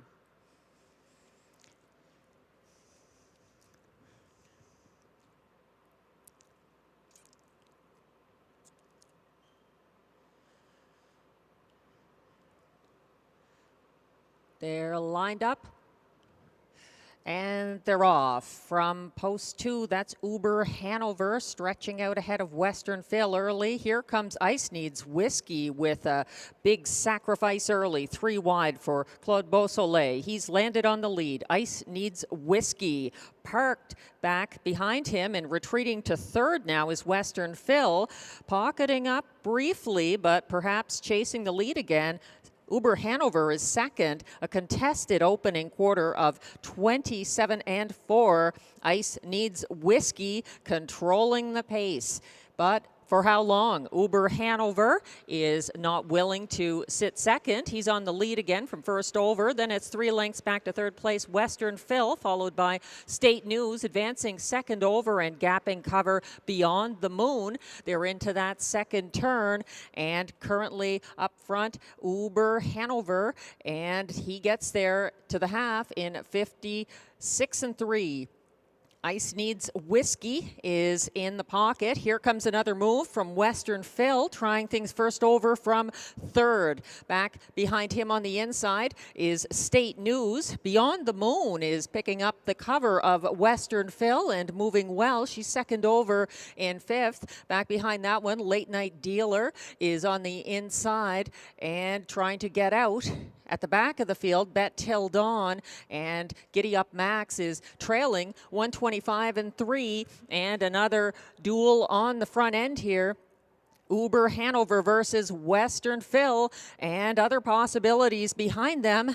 Here they come down the stretch, and Uber Hanover is leading the way. Western Phil backing down slightly to 2nd. A big wide move late, getting up for place. That's Giddy Up Max. Uber Hanover is the winner ahead of Giddy Up Max. Western Phil look to hang around for show. 156-1.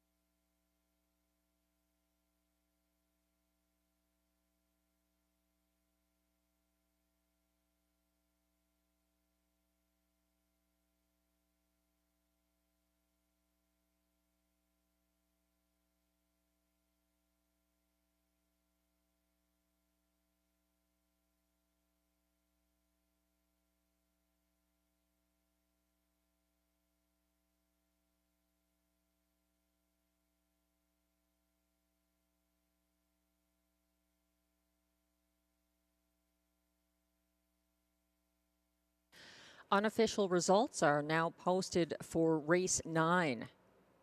Unofficial winner is the 2 Uber Hanover for Robert Shepard. 5, Giddy Up Max finishes 2nd. Western Phil, the 3, holds on for show. And Big Pete Style closes for 4th.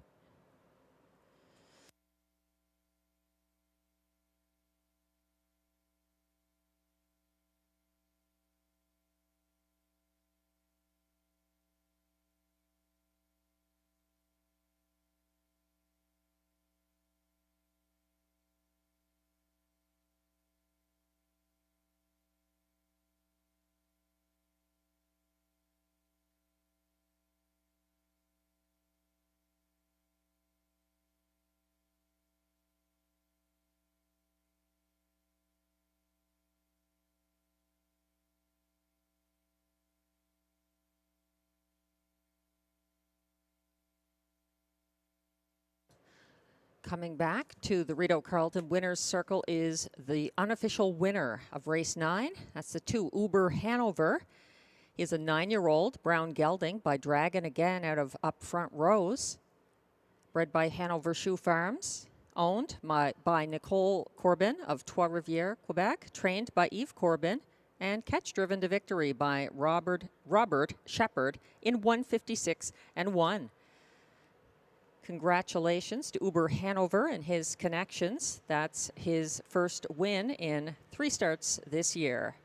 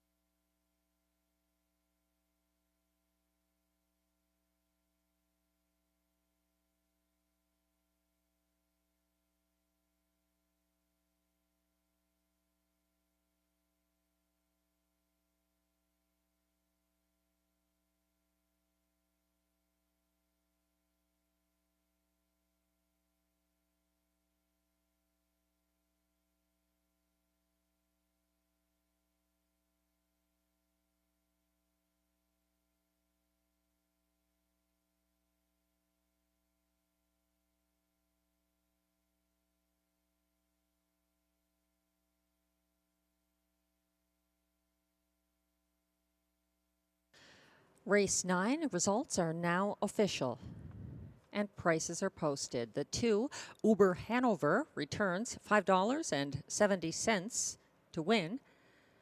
5 Giddy Up Max finished second. The favorite Western Phil finished third.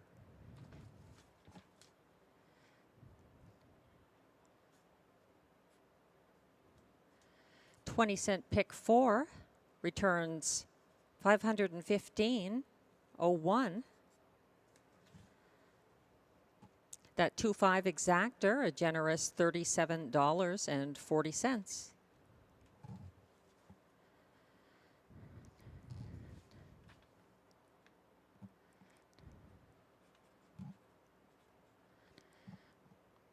The 20-cent Pick 5 pays out 5 of 5, $320.85.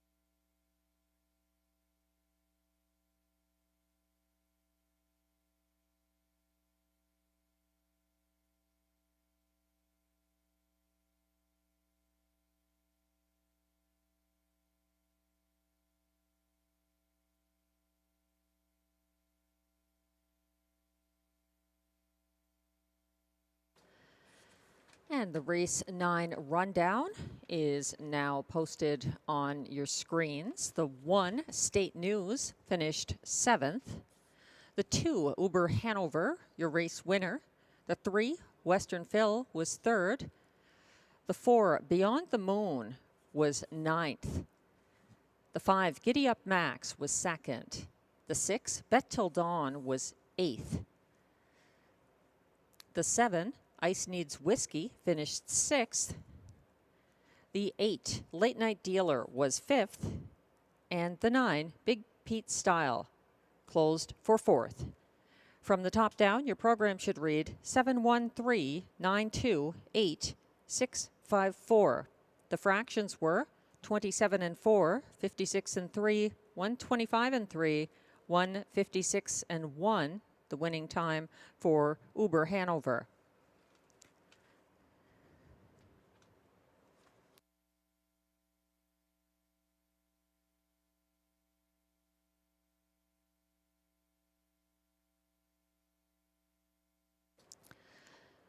Race 10 is coming up next. That's the preferred handicap trot. It's a field of 7. Glenn Pearson and I see it a little differently. He's returning to March 31st winner, CrossFit. He stalked the Magic of Life and took him down late to win by a head in 157 and 1. I'm going with Raising Rusty, who has redeemed himself before after galloping. So that's what I'm counting on here. He moves out a little bit, post position wise. He had the rail last time. And as Robbie Robinson said in the pregame show, sometimes the break-prone trotters prefer moving out a little from the inside post. So we're back to the 2, Raising Rusty. We both like Meadow Branch Noble for place.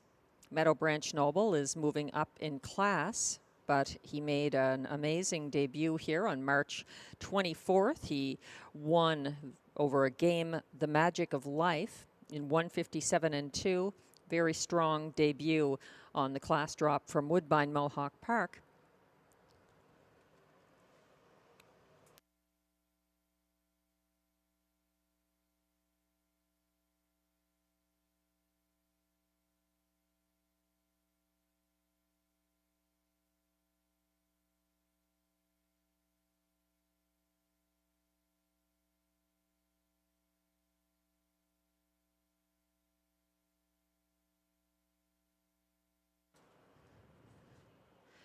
Two of the trotters in this field are current fastest of their gait, age, and sex for the year in Canada.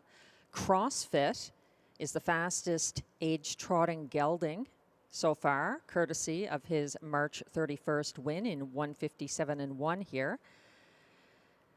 Ripped and Ready is the fastest aged stallion with a qualifying win of 201 and 4 here on March 27th.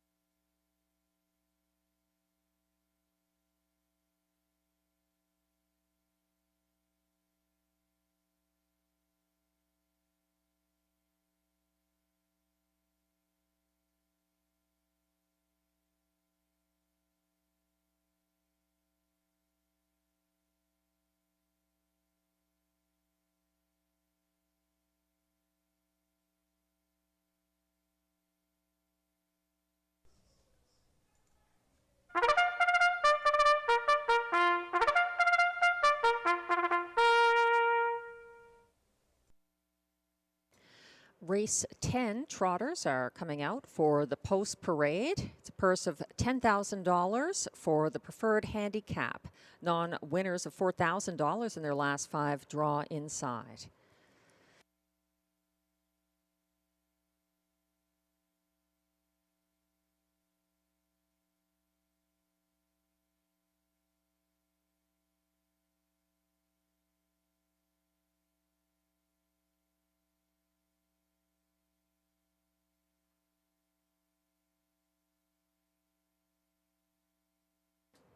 The 1 is Mask of Zorro, owned by trainer Benoit Hébert with Eric Lafleur, driven by Stéphane Brosseau.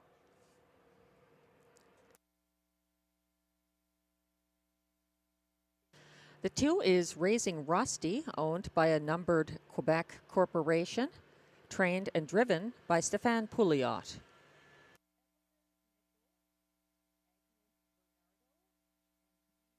The 3 is Wish You'd Tell Me, owned by trainer Gerard Vaillancourt, driven by Jimmy Gagnon.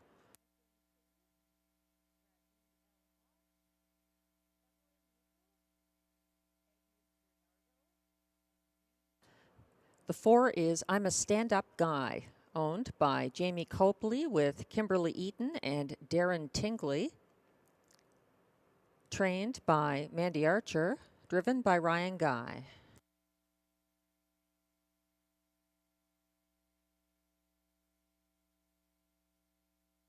I'm a Stand-Up Guy is also owned by Dwayne Tingley.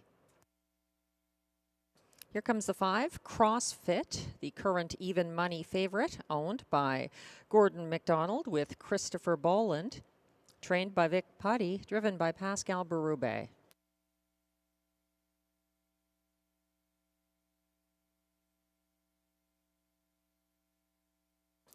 Six is Meadow Branch Noble, owned by Jamie Copley, trained by Mandy Archer and driven by Guy Gagnon.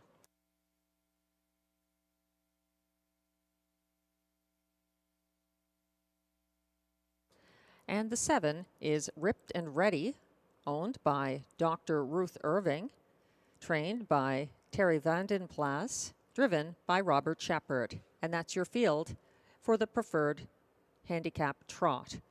No changes, exactor triactor, superfecta wagering, and the start of the late double.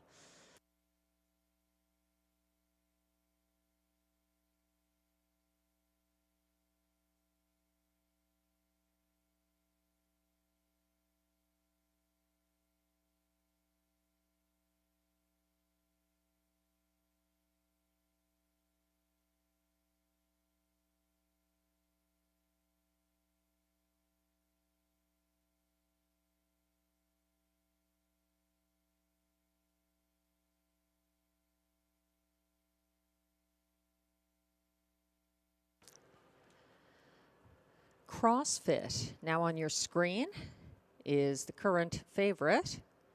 He hunted down the Magic of Life for a 157-1 victory here on March 31st. That was his second win of the year. He has also won at Woodbine Mohawk Park this year. He lands a helpful post position. He's 3-5 at the moment, CrossFit and Pascal Berube.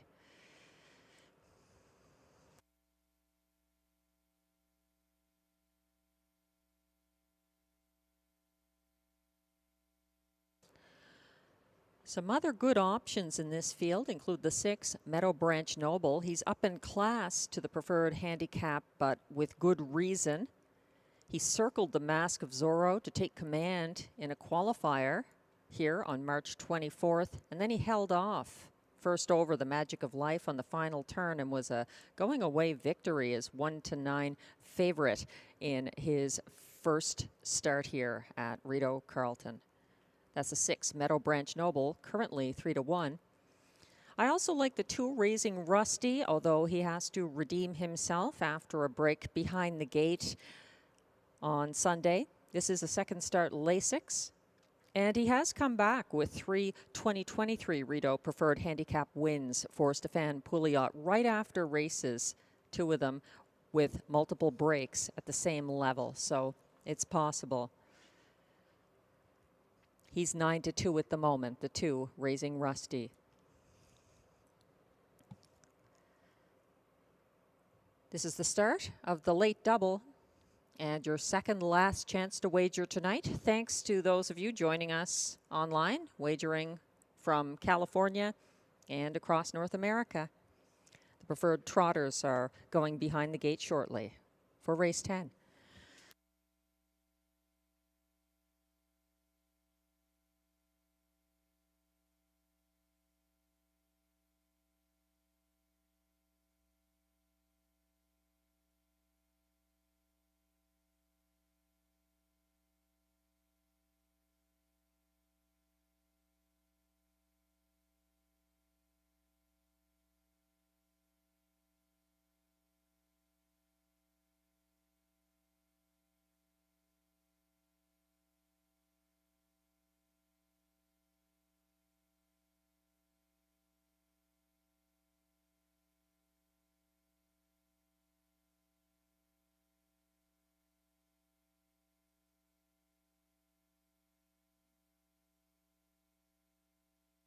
The starter has called the preferred trotters.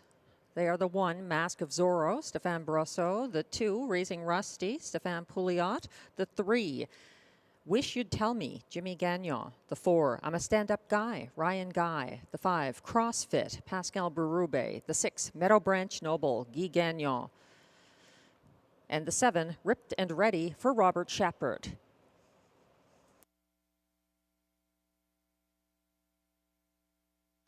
Last chance to wager on race 10, the start of the late double.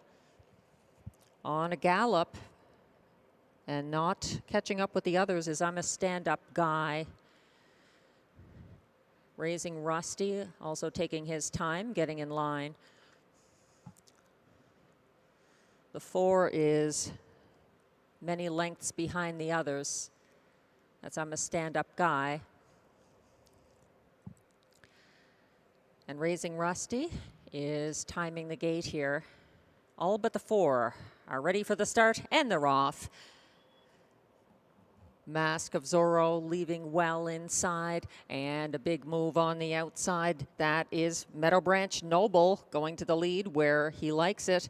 Following him, Raising Rusty in the pocket. It's 3 lengths back. Make that 4 to Mask of Zorro, followed by Wish You'd Tell Me at the back. Our CrossFit, Ripped and Ready, and the early breaker. I'm a Stand-Up Guy who's back on the trot and trying to catch the field. 28 and 2, a 3-length lead for Meadow Branch Noble, comfortable up front, staying ahead of next best Raising Rusty. Tightening up third, Mask of Zorro. Then it's Wish You'd Tell Me, followed by the favorite CrossFit, Ripped and Ready, and it's an insurmountable gap for trailing I'm a Stand-Up Guy.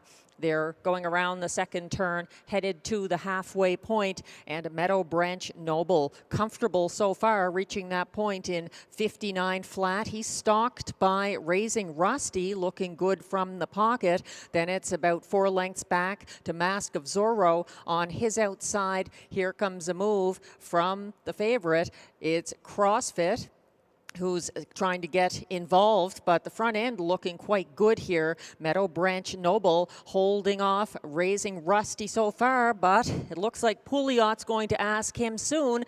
And third, it's still Mask of Zorro coming late. CrossFit from last, Ripped and Ready, or near last, and Wish You'd Tell Me lacks racing room. I'm a Stand-Up Guy trails. They're coming after Meadow Branch Noble up the inside. Raising Rusty has some late trot. It's down to these 2. Meadow Branch Noble, a half length ahead of Raising Rusty. Tight for show between Wish You'd Tell Me and Mask of Zorro. 155 and 4.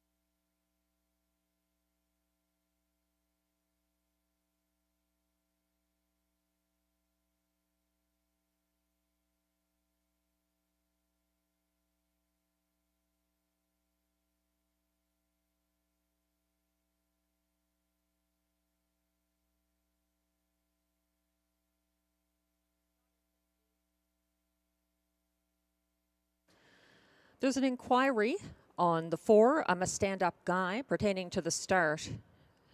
Again, inquiry about the 4, who was not with the others most of the race. It's a question of whether he was at the fair start pole for the start of race 10. Hold all tickets.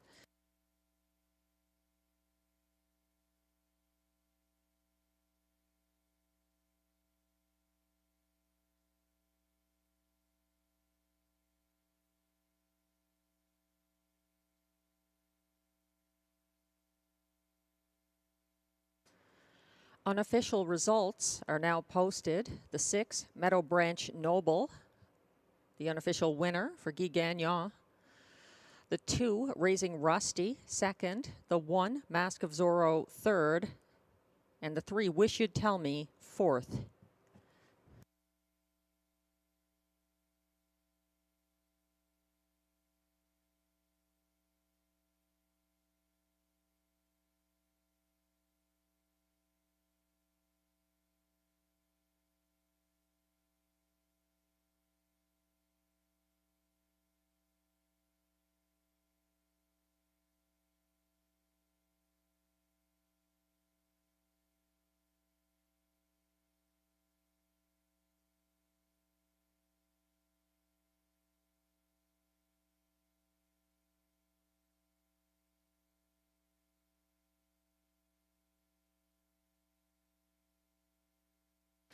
Coming back to the Rideau Carleton winner's circle is the 6, Meadow Branch Noble, the unofficial winner of the preferred trot.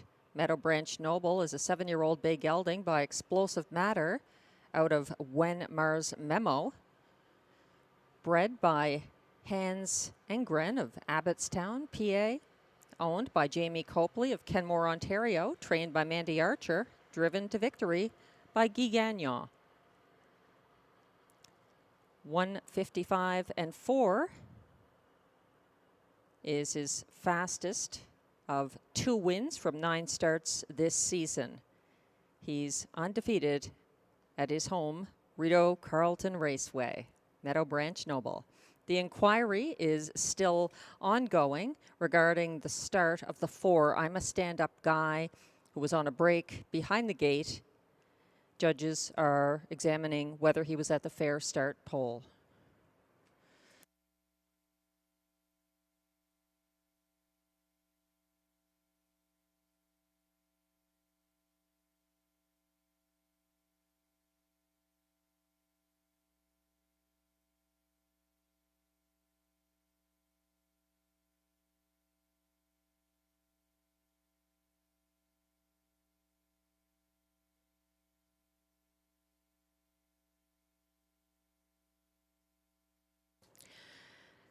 The AGCO judges have ruled that the 4, I'm a Stand-Up Guy, did not reach the fair start pole, and there will be a full parimutuel refund on the 4, I'm a Stand-Up Guy.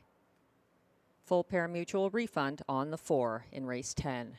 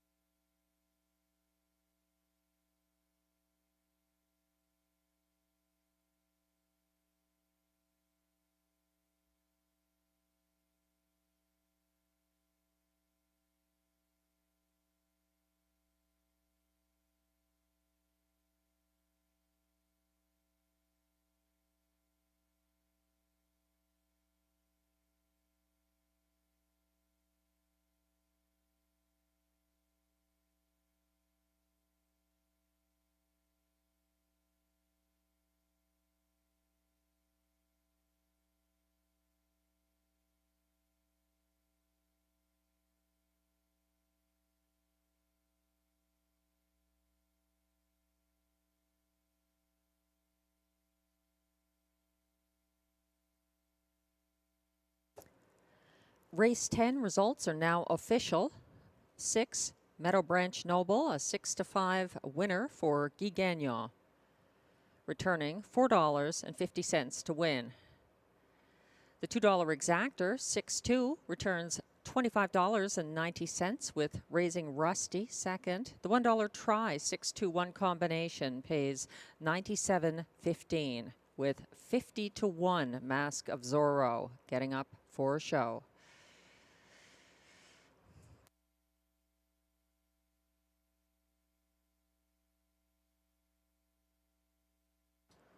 There was a complete parimutuel refund on the 4, I'm a Stand-Up Guy, because he didn't reach the fair start pole.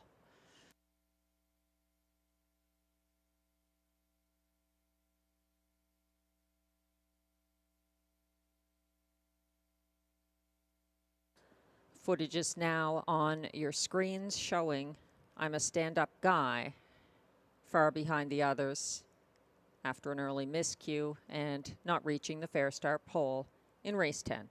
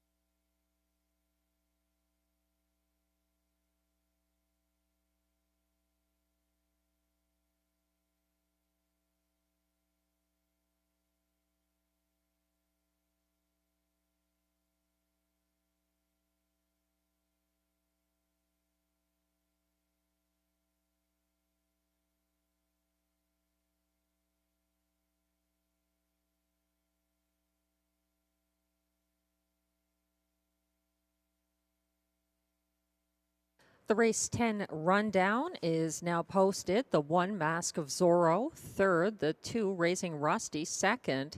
The 3, Wish You'd Tell Me, fourth. The 4, I'm a Stand-Up Guy, was refunded due to not making it to the fair start pole. The 5, CrossFit, finished fifth. The 6, Meadow Branch Noble, your race winner. And the 7, Ripped and Ready, finished sixth. From the top down, your program should read 3, 2, 4, refund, 5, 1, 6. The fractions were 28 and 2, 59, 127, 155 and 4 for the mile for Meadow Branch Noble.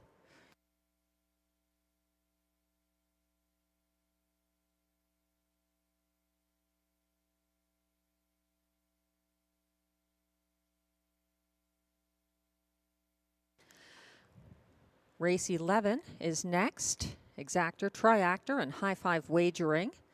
The last race of the card. Thanks to all playing along tonight, online and in person.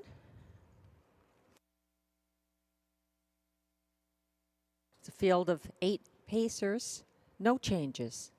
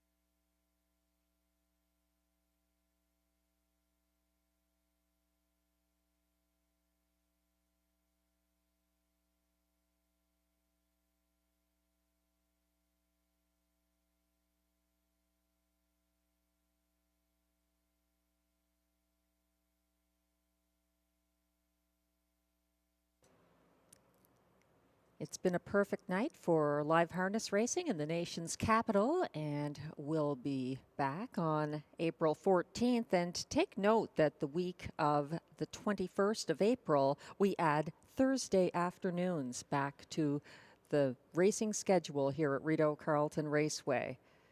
Thursday's return, April 25th.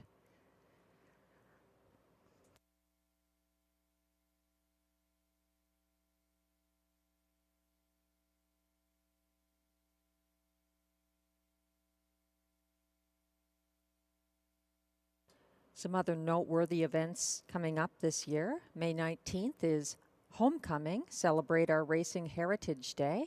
That's May 19th, which is a Sunday. And the Coville Cup will be back for amateur drivers and less experienced drivers with fewer wins, September 1st, 2024.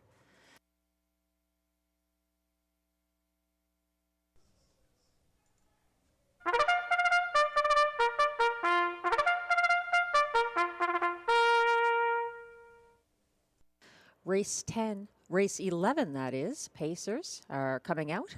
Purse of $5,700. Horses that raced in an $8,500 claimer or less in one of their last 3 starts. Also eligible, non-winners of $350 per start in their last 10.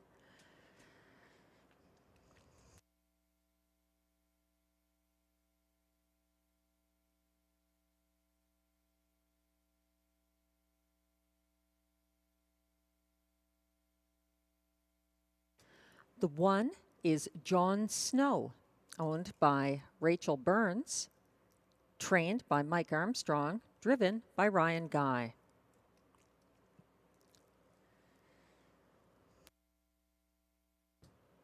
Two is Always Your Way, owned by Jamie and Sonia Johnson, trained by Jamie Johnson and driven by Jimmy Gagnon.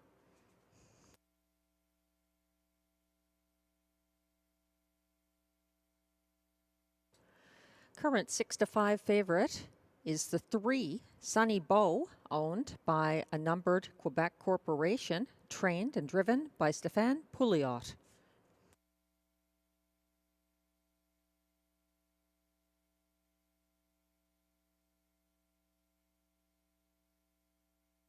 The 4 is Mocking Time, owned by Laurent Pedneau of Quebec with trainer Melanie Boulian. Stephen Genois drives.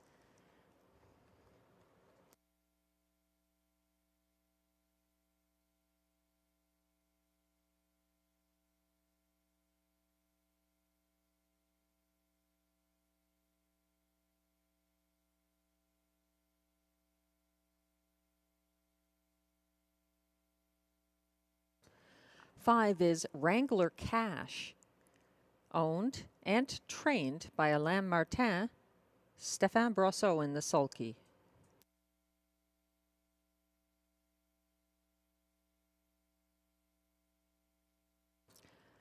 Six is Tahuya Brew, owned by Limco Incorporated, trained by Vic Putty, driven by Pascal Berube.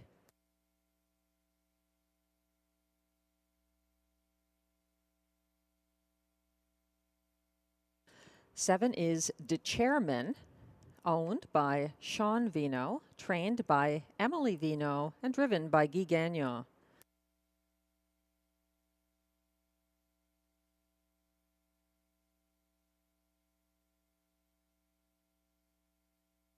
And completing the field from the outside is 8, Rockin' My Dream, owned by Kristen Trudeau, trained by Stefan Meyer, and driven by Mike Healy. That's your field for race 11, exactor, triactor, and high five wagering. It's also the second leg of the late double. Post time coming up shortly.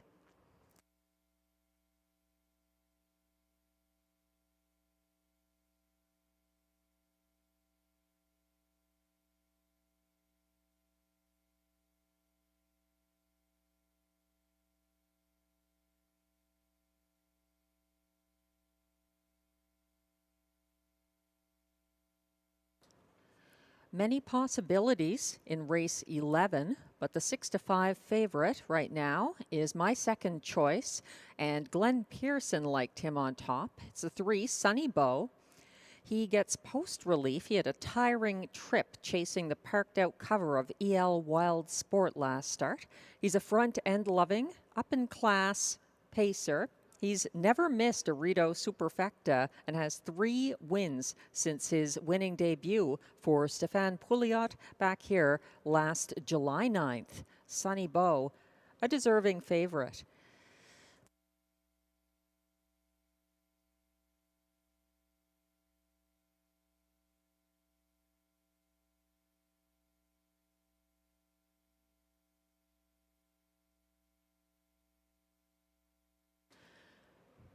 The 8, Rockin' My Dream, is 5-2 at the moment. This one taking a lot of action. He had 5 wins last year, winning at this track in 154-1.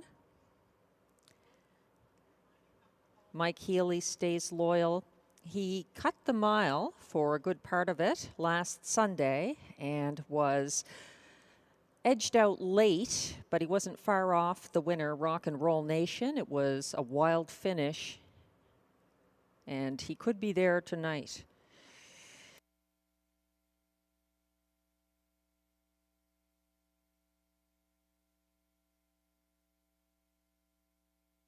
My top choice here is 6-1 at the moment. That's the 2, Always Your Way. He got away 3 wide from second last on last Sunday. He had post 8, and he made up ground along the inside but closed into traffic. He has a very good record here for Jimmy Gagnon, 3 wins last year.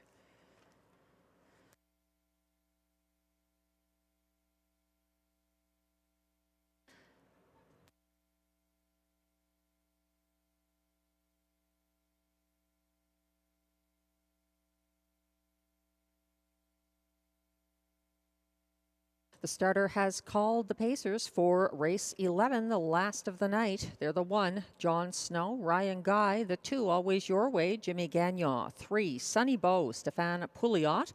The 4, Mocking Time, Stephen Genois. The 5, Wrangler Cash, Stéphane Brosseau. The 6, Tahuya Brew, Pascal Berube. The 7, De Chairman, Guy Gagnon. And the 8, Rockin' My Dream for Mike Healy. Last chance to wager on tonight's card. Thanks to all who played along.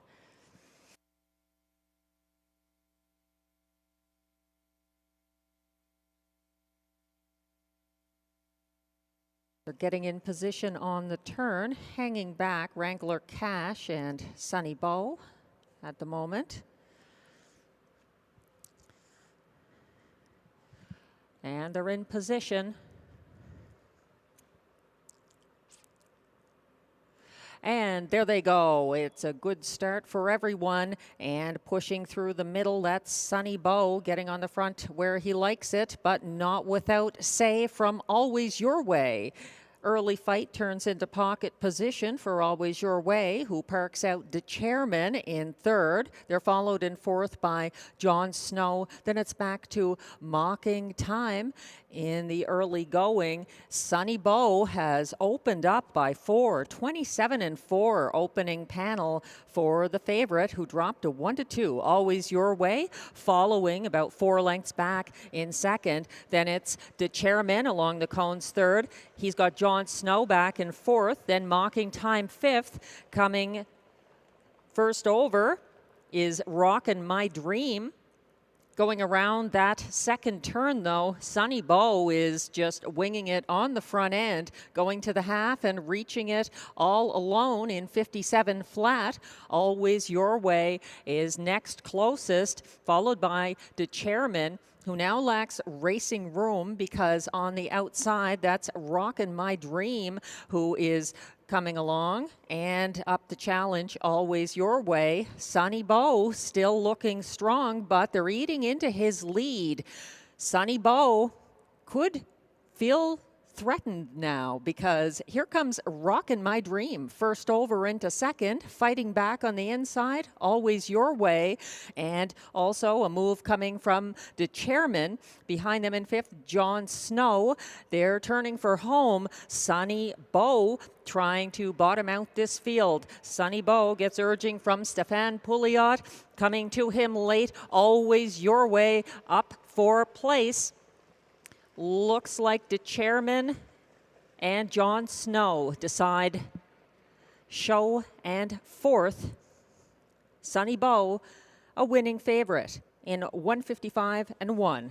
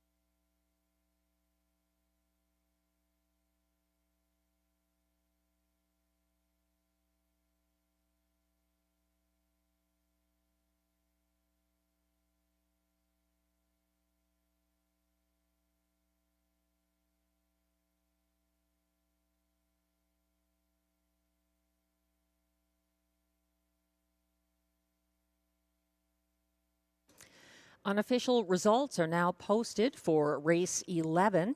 Sonny Bow, a winning 1-2 favorite for Stéphane Pouliot. Second was Always Your Way, the 2. Third was John Snow, the 1. 7, the chairman, finishes fourth. And fifth was Rockin' My Dream, the 8.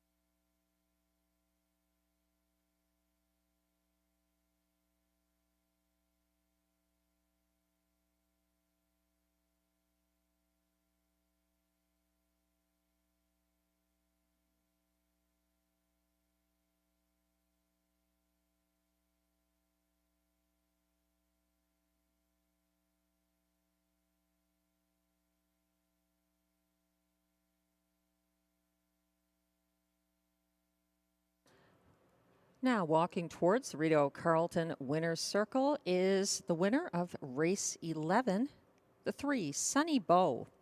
He's an 8-year-old bay gelding by Sunshine Beach out of OC, My Bow. He is owned by a numbered Quebec corporation based in Gloucester, Ontario, trained and driven by Stéphane Pouliot. That's his first parimutuel win of the year.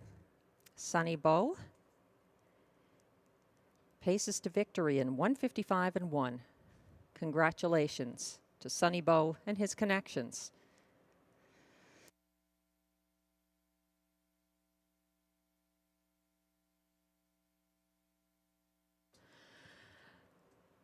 And prices are now posted. Race 11 is official. Sonny Bow returns $3 to win. The exactor, the 3-2 combination, Sonny Bow over the 2, Always Your Way.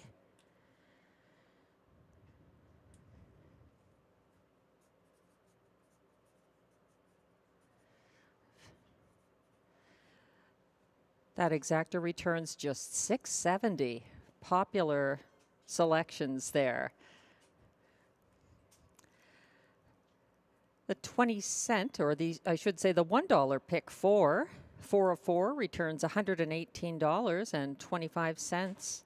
The 20-cent version, $23.65. And that 20-cent super high 5, a generous $131.76.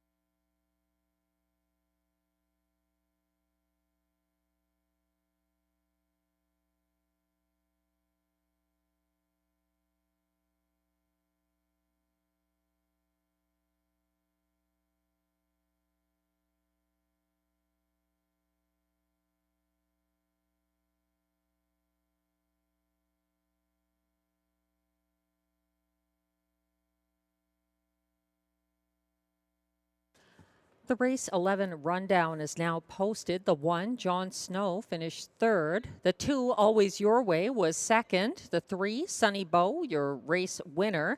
The 4, Mocking Time, was 8th. The 5, Wrangler Cash, was 7th. The 6, Tahuya Brew, finished 6th. The 7, De Chairman, was 4th. And the 8, Rockin' My Dream, finished 5th. From the top down, your program should read 3, 2, 1, 8, 7, 6, 4, 5. The fractions for race 11 were 27 and 4, 57, 125 and 2, and 155 and 1 for the mile, won by Sunny Bow and Stefan Pouliot. Thanks again to the Rideau Carleton horse players on track and online. Tonight's handle was $389,255. We'll be back again next Sunday, 6:30, first post on April 14th. Thanks again. Drive safely and enjoy your week. I'm Melissa Keith, track announcer. Thank you.